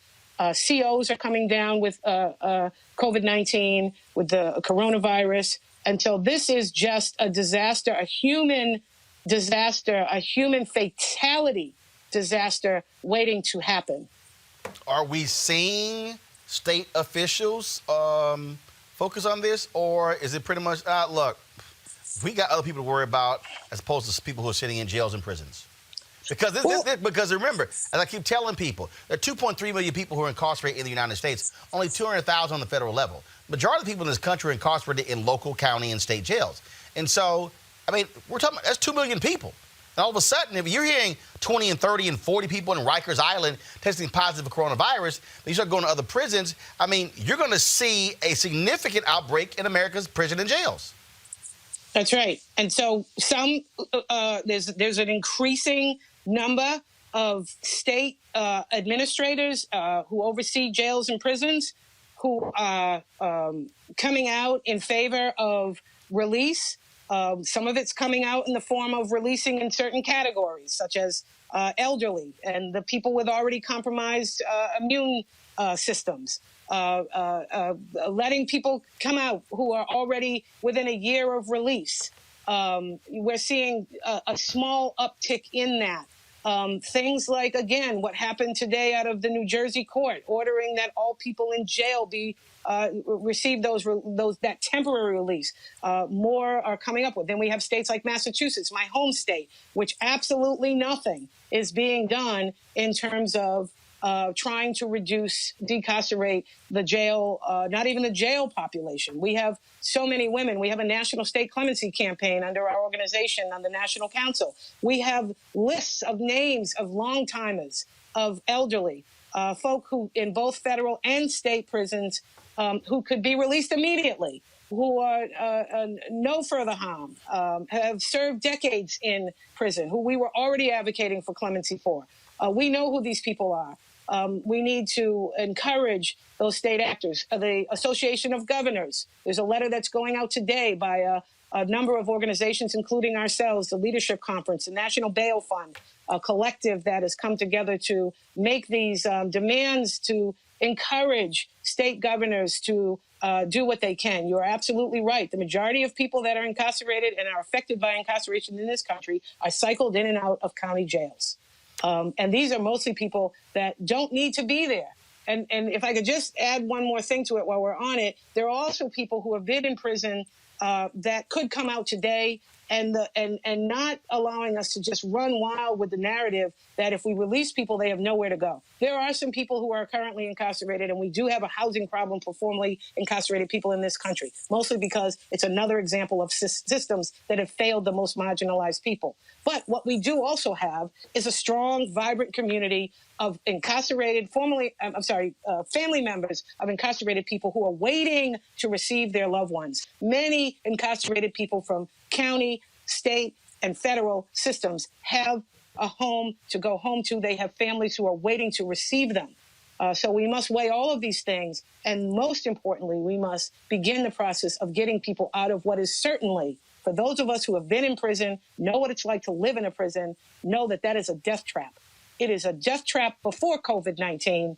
It is now a certain death trap if we allow people unnecessarily to remain incarcerated. Andrea James, Executive Director of the National Council for Incarcerated and Formerly Incarcerated Women and Girls. We appreciate it. Thanks a lot. Thank you, sir. All right, folks, let's go back to the clown show at the White House.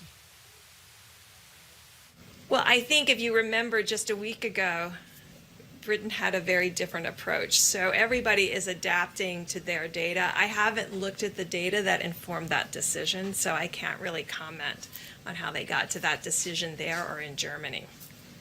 Just to be clear, do you agree with the president's push to reopen the country? He said some of his doctors that he's talking to about this, he says, I think they're okay with it.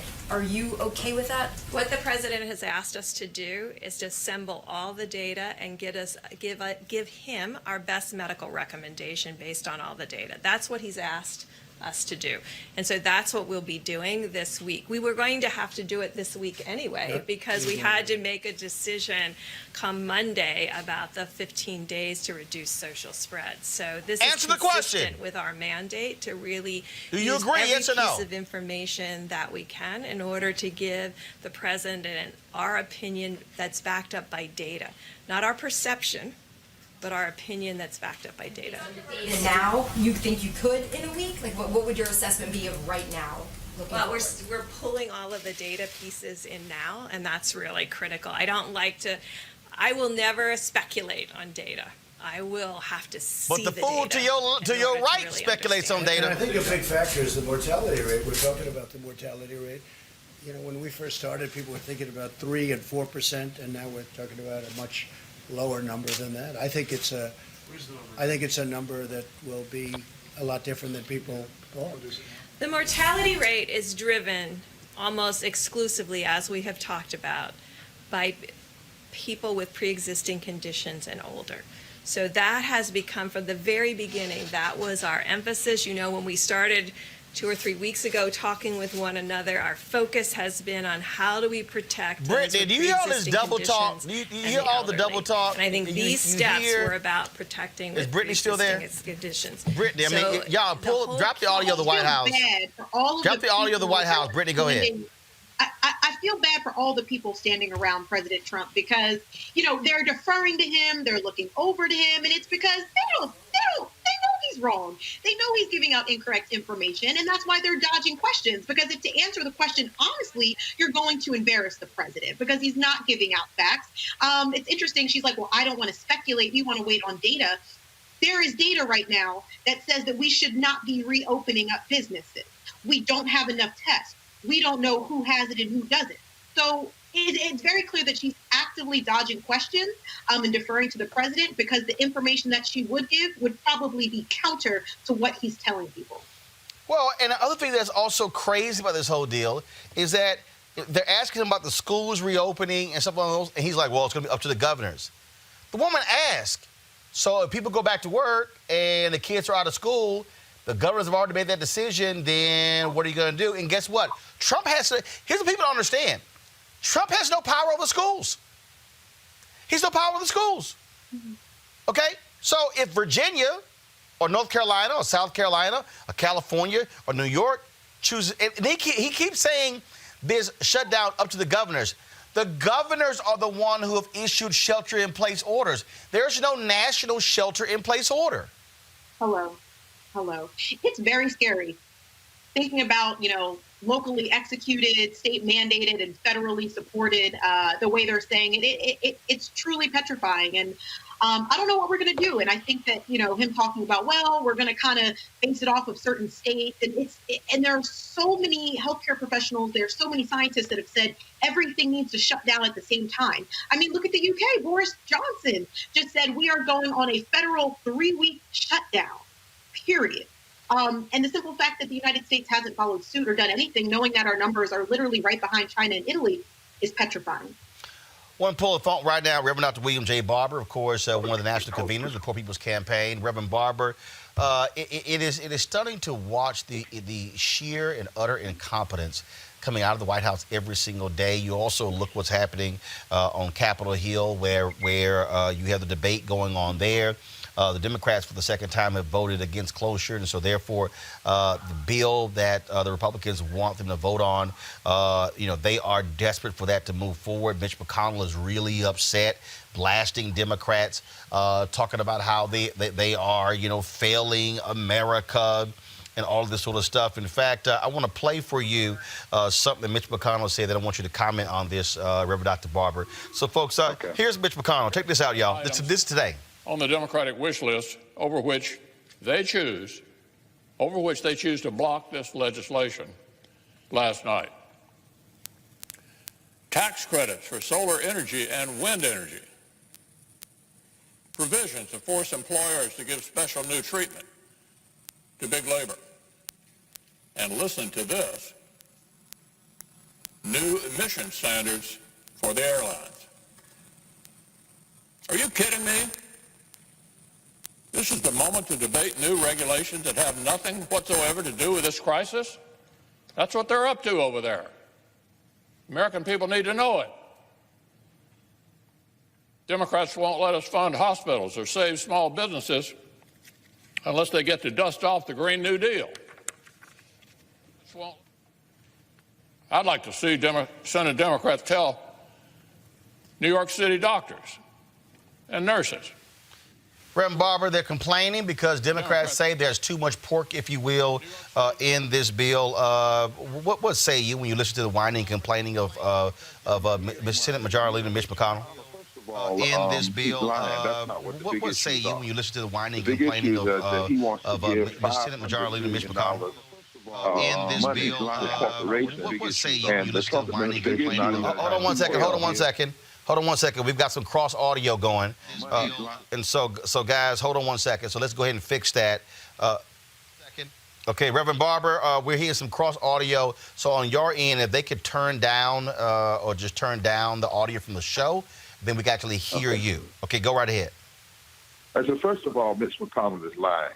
One of the main issues is that they want to give $500 billion to corporations without any riders on it, the Trump administration, once again focusing on the corporation and not on the community, not on the poor, not on the working poor, and not on the people who are on the front lines. And he knows that. When he calls it a wish list, for instance, strengthening health care for him is a liberal wish list and not something we need to do to save lives. Making sure people have money. They don't even really want to give the meager amount of $1,000 because in one of the bills, they even make that so that the money that you get went down, the poorer you are.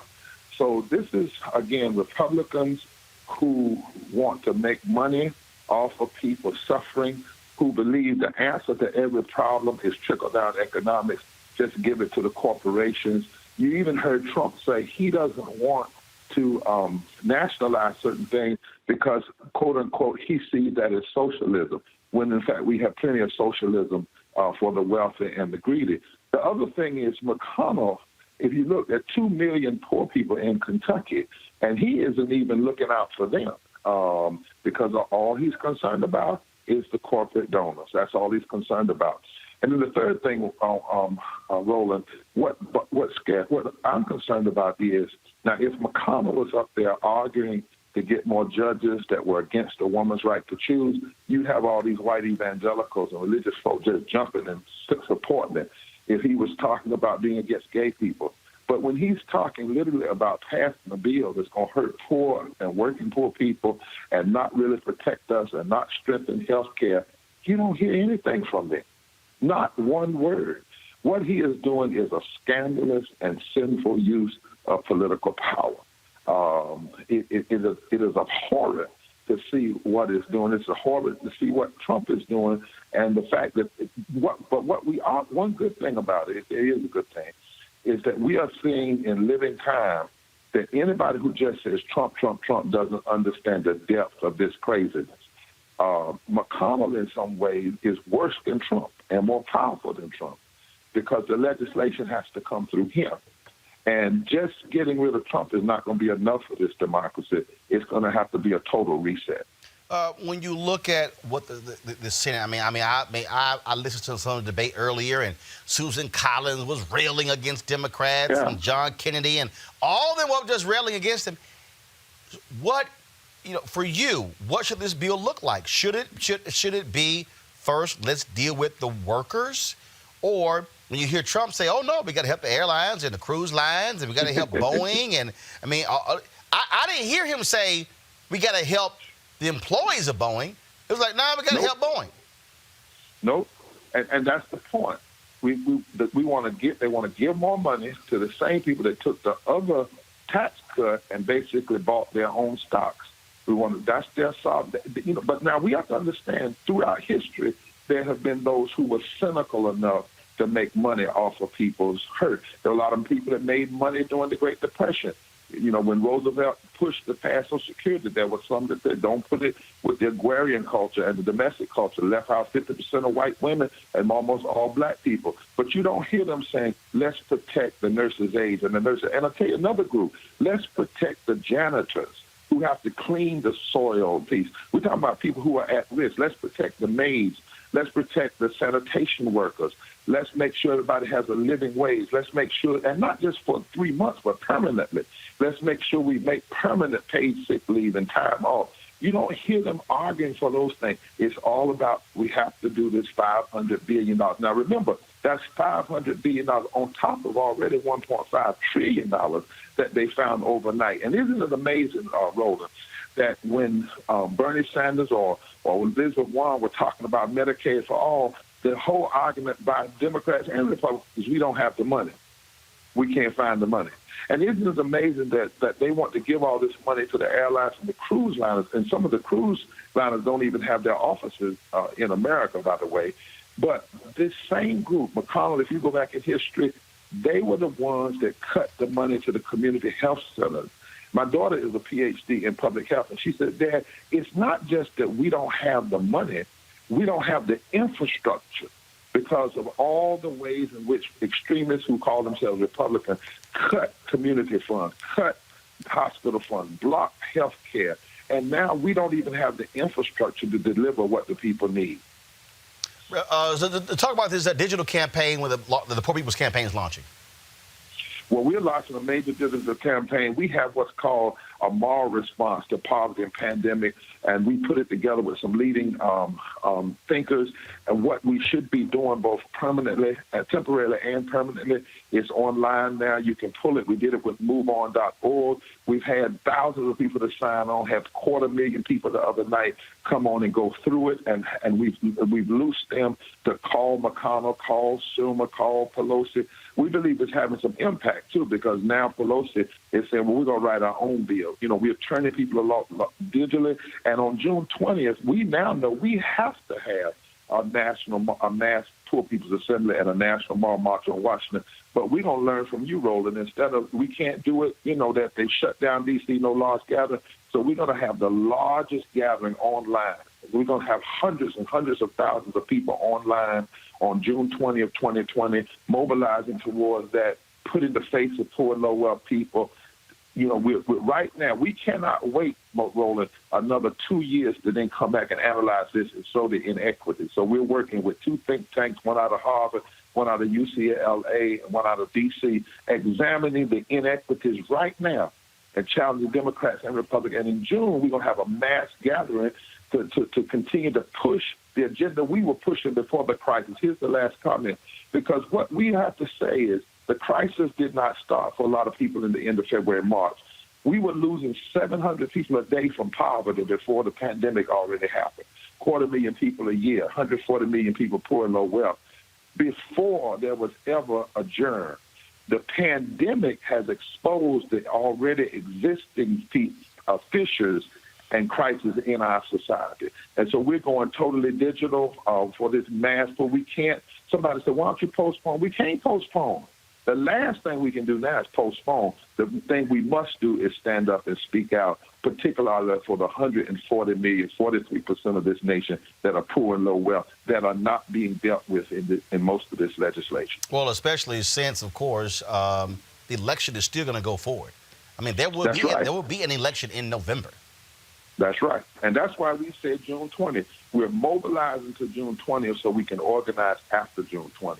We're mobilizing people not only to tell their stories and shift the narrative, but to build power. We have a study coming out. I hope we can release it on your show. Absolutely. And that study is going to show what will happen, what could happen if just 2 to 3 to 5% of poor, low-wealth people were organized, mobilized around an agenda, and they voted. It could fundamentally shift. In fact, the margin of victory to move McConnell lies in organizing poor and white folk in the mountains and black folk in the cities of Kentucky. And the margin of victory exists among poor and low-wealth people who are not voting, not who are voting, who are not voting because they are not hearing politicians deal with their issues, which is why we're challenging Democrats to stop backing up. They need to make McConnell and them have to, if they want to vote stuff down, let them. But don't go in a back room and negotiate out. That's one of the things we have to say to Schumer and to Pelosi. Put a bill together that's what we need. Put it before them and make them vote on it. Don't negotiate poor and low-wealth people out and give in to the bullies and the corporations. We can't do that. All right, then, Reverend Dr. William J. Barber, we surely appreciate it. Thanks for being with us. Anything you need in the future, be sure to let us know. We'll be right here. Bless your heart. Thank you, Doc. Thank you, sir. Appreciate it. Brittany, I want to go to you. It was very interesting. Of course, last night, the Democrats did not go along with this Senate bill voting against closure. And it was a lot of conversation today because a lot of the Bernie people were upset with me because I noted that Bernie Sanders was not in Washington, D.C. He was in Vermont, and he had a live stream going last night. Go to my iPad, please, folks. You will see right here.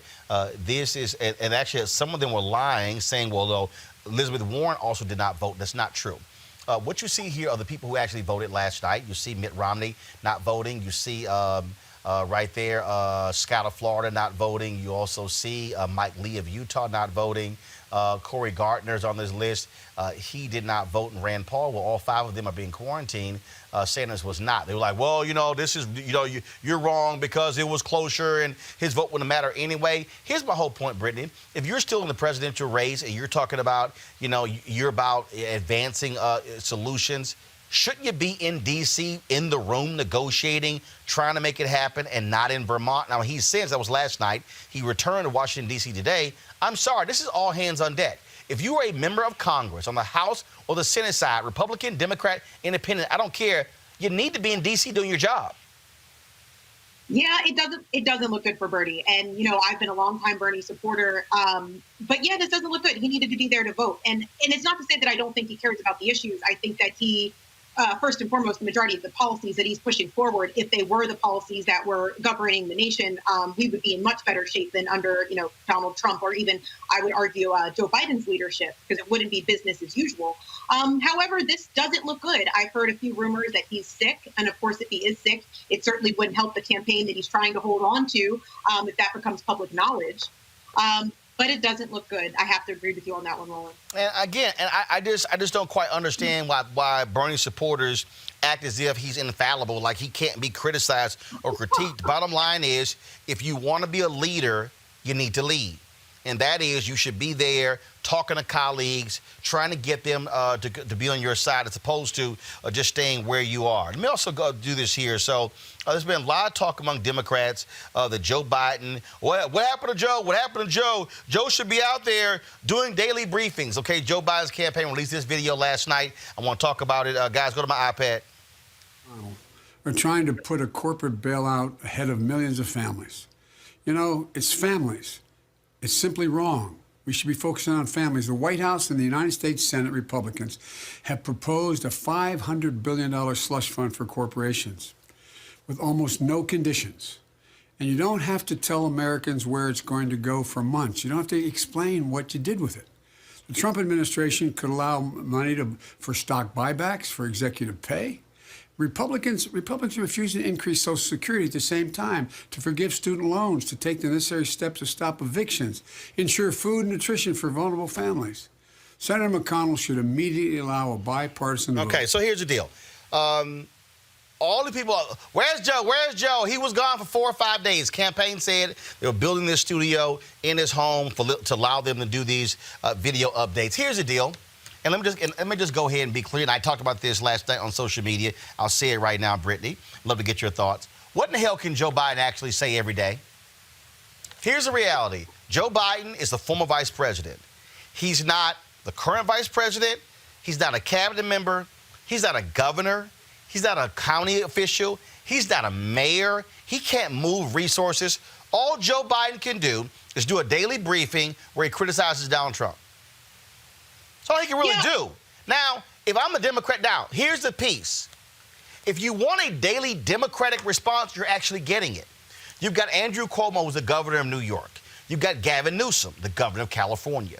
You've got Bill de Blasio, the mayor of New York. You've got J.B. Pritzker, who's the governor of Illinois. You've got the governor of Michigan. You've got the governor of Wisconsin. You've got governors of all these different states like this here. The issue is here. If I'm looking for Joe Biden to comment every day, I need him to say something that's new every day. What is he going to say every day? Wash your hands. Listen to your doctor. If you got a fever, drink some water. I mean, so the reality is it's limiting with what he can say, and pretty much folks are going to be tuning him out. I personally think that that's people who don't like Joe Biden, a lot of the Bernie Sanders people as well. Where's Joe? Where's Joe? Where's Joe? But he doesn't have any resources to move around. And so having Joe Biden do a daily response actually doesn't make sense. Yeah, I don't think we need to see a daily response from Joe Biden. I do agree with you there. I think, people do want to hear from Joe Biden because they feel as though this is potentially going to be, God willing, our next president. And they want to hear his plans. However, he did come out with a release and talk about what he would do if he was president, as did Bernie Sanders. Yeah, but his critics said, his critics said that was 5 days ago. But that's what it was. I have to say there isn't anything new to say at this point. Like you've said before, we're getting all the information we can on a day-to-day basis from our healthcare professionals and from our leaders on the topic. So, I think you're right. I think hearing anyone else who doesn't actually have the capacity to make a difference doesn't need to have a day-to-day briefing. Like you said, I think Governor Cuomo is doing an excellent job for the Democratic base, talking about his experience in New York specifically. And here's these foolish people okay, Mr. Sunrise, Roland's an excuse makers, nothing but a Biden shrill. Okay, but again, what the hell is Joe Biden going to say every day? Just tell me. Okay, Mr. Sunrise, I'm waiting. I'm waiting for your comment. I'm waiting for your comment on YouTube. Please type in, what is Joe Biden going to say every day? Who is still in the race and is actually in office? Bernie Sanders. Sanders should be talking every day. He's in the United States Senate. See, this is what is amazing to me when I sit here and again, the Bernie people don't want to sit here and they don't want anybody to criticize their guy. And look, I got the receipts. When Joe Biden is screwed up, I've said it. I've called him out. But I'm sorry. I don't know what in the hell Joe Biden can say every day that's going to be new and different other than, hey, whatever Trump says, I'm going to criticize him. Now, if that's what folks want, that's fine. But let me tell y'all who should be giving a daily update on the Democratic side. Nancy Pelosi, Steny Hoyer, Jim Clyburn, the Democratic leadership. It should be on the Senate side. Chuck Schumer, Elizabeth Warren. It should be Patty Murray. Should be the Democratic leadership. That's who should be doing it. And so the reality is, if you're the Democrats, you get to counter Trump every day by having your governors out there, people who are moving resources, making decisions. Joe Biden has absolutely no decision-making authority whatsoever on the federal, state, county, or city level. That's just my 2 cents. I just don't understand really what the folks are going to hear. So, hey, fine. Biden's going to drop a video every single day. People complain about it. They can say whatever. But I just don't see exactly what in the hell is going to be the case. All right, folks, let me go ahead and do this story here. The Supreme Court has ruled against Byron Allen in his case against Comcast, ruling that the lower court, the Ninth Court of Appeals, actually made the wrong interpretation and that they need to go back and reconsider. They said that Byron Allen has to actually prove that was his race was the reason why Comcast did not grant him access to their cable systems for his shows. Folks, this was not a split decision. This was a unanimous decision. Even the liberal justices actually agreed with the conservative justices. Now, Byron Allen did release a statement. We reached out to him to try to have him on our show, but he released a statement. This is a very bad day for our country. Unfortunately, the Supreme Court has rendered a ruling that is harmful to the civil rights of millions of Americans. We will continue our fight by going to Congress and the presidential candidates to revise the statute to overcome the decision by the United States Supreme Court, which significantly diminishes our civil rights. Comcast said they were pleased with the decision and would certainly restore certainty. They said, quote, the well-established, go to my iPad, please. The well-established framework that has protected civil rights for decades continues. The nation's civil rights laws have not changed with this ruling. They remain the same as before the case was filed. We now hope that on remand, the Ninth Circuit will agree that the district court properly applied that standard in dismissing Mr. Allen's case 3 separate times for failing to state any claim. And so the Supreme Court, again, unanimously rules against Byron Allen today in the Supreme Court. Any comment, Brittany? I'm torn here. I appreciate Byron for holding corporations responsible. I think that's one thing that we can absolutely applaud him for. Absolutely, it's unfortunate. Do we want to see another person of color who's getting what is due, essentially? Absolutely. But it's interesting to hear what their arguments are in terms of why, his programming wasn't getting on Comcast in the first place. And they're arguing that it was the quality of work that was being produced, which is interesting in and of itself. But I will say this. I applaud Byron Allen for drawing attention to major corporations and holding them responsible to Black ownership. Well, I'll tell you what, though, but it does, I think it also significantly hurts him in that it was unanimous. Not a single justice actually agreed with his side. It's very rare in cases dealing with race. You're going to find a unanimous Supreme Court decision. Even the liberal jurists did not buy Byron Allen's arguments. Yeah, I don't want to out any of my personal friends, but I have a couple of folks that work in the, the Black History Department over at Comcast, and they have a couple of critiques for Mr. Allen in terms of his him being kind of the champion of, civil rights and, equality among Black folks. It seems a bit ill-timed and disingenuous. I don't know how true that is. I don't know Mr. Allen personally. But I do think it looks bad. It does look bad. Like you said, the entire Supreme Court has unanimously said, we're not with Mr. Allen on this one.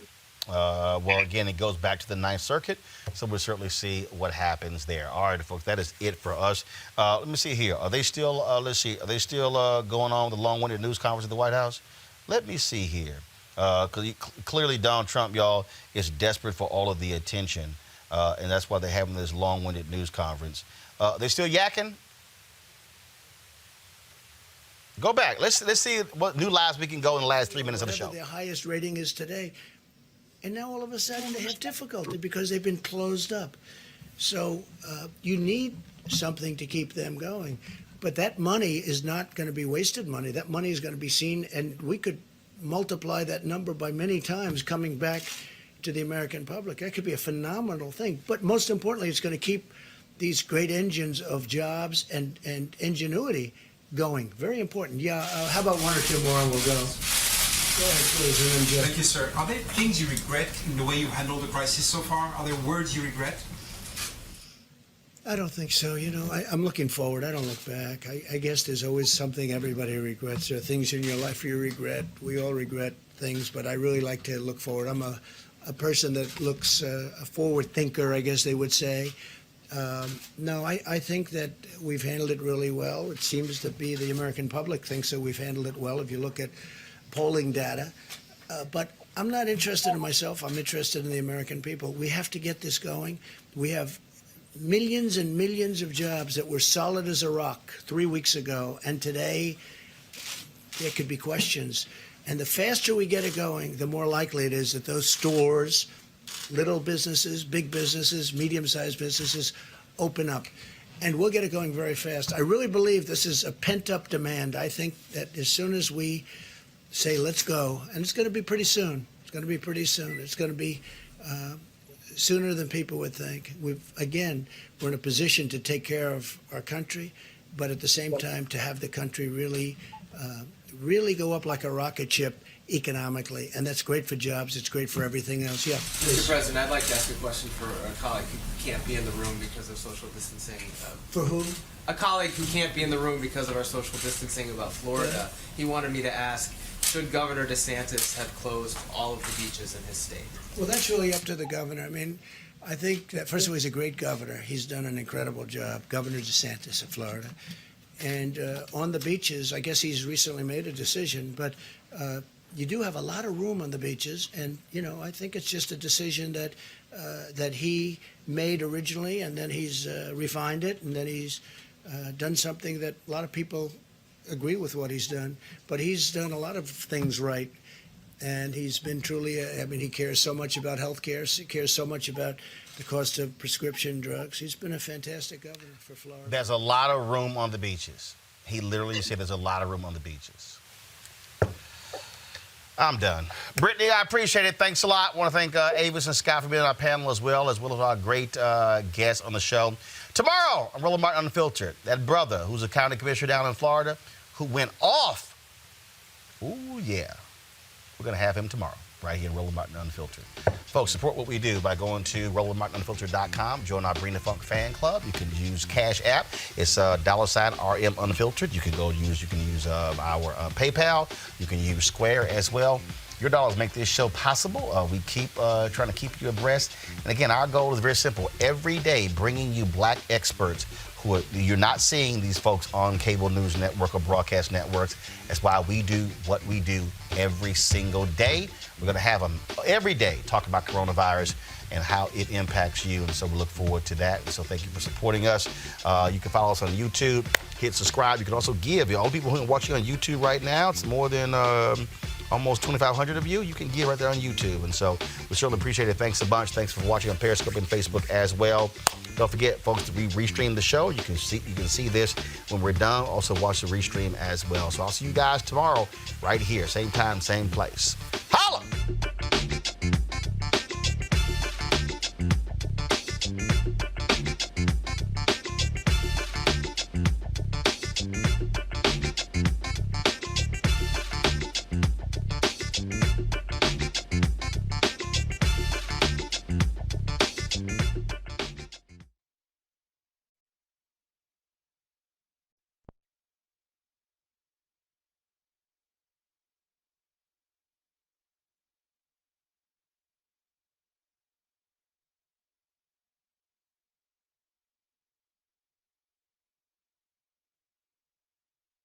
You want to check out Roland Martin Unfiltered? YouTube.com/Roland S. Martin. And subscribe to our YouTube channel. There's only one daily digital show out here that keeps it black and keep it real. It's Roland Martin Unfiltered. See that name right there? Roland Martin Unfiltered. Like, share, and subscribe to our YouTube channel. That's YouTube.com/Roland S. Martin. And don't forget to turn on your notifications so when we go live, you'll know it. Hey everybody, this is your man Fred Hammond, and you're watching Roland Martin, my man, Unfiltered. Hi, this is Essence Atkins, and you're watching Roland Martin Unfiltered.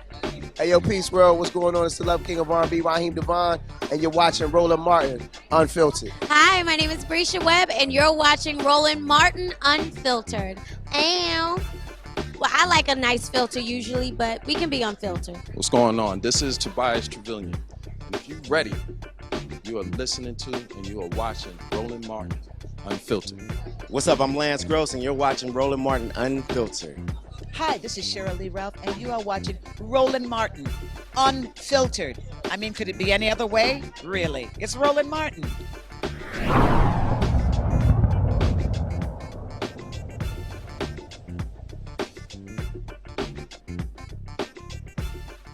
You want to support Roland Martin Unfiltered? Be sure to join our Bring the Funk fan club. Every dollar that you give to us supports our daily digital show. There's only one daily digital show out here that keeps it black and keep it real. As Roland Martin Unfiltered. Support the Roland Martin Unfiltered daily digital show by going to RolandMartinUnfiltered.com. Our goal is to get 20,000 of our fans contributing $50 each for the whole year. You can make this possible. RolandMartinUnfiltered.com.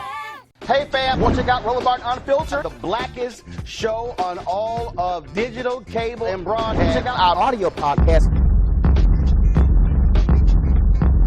There's only one daily digital show out here that keeps it black and keep it real. It's Roland Martin Unfiltered. Press play.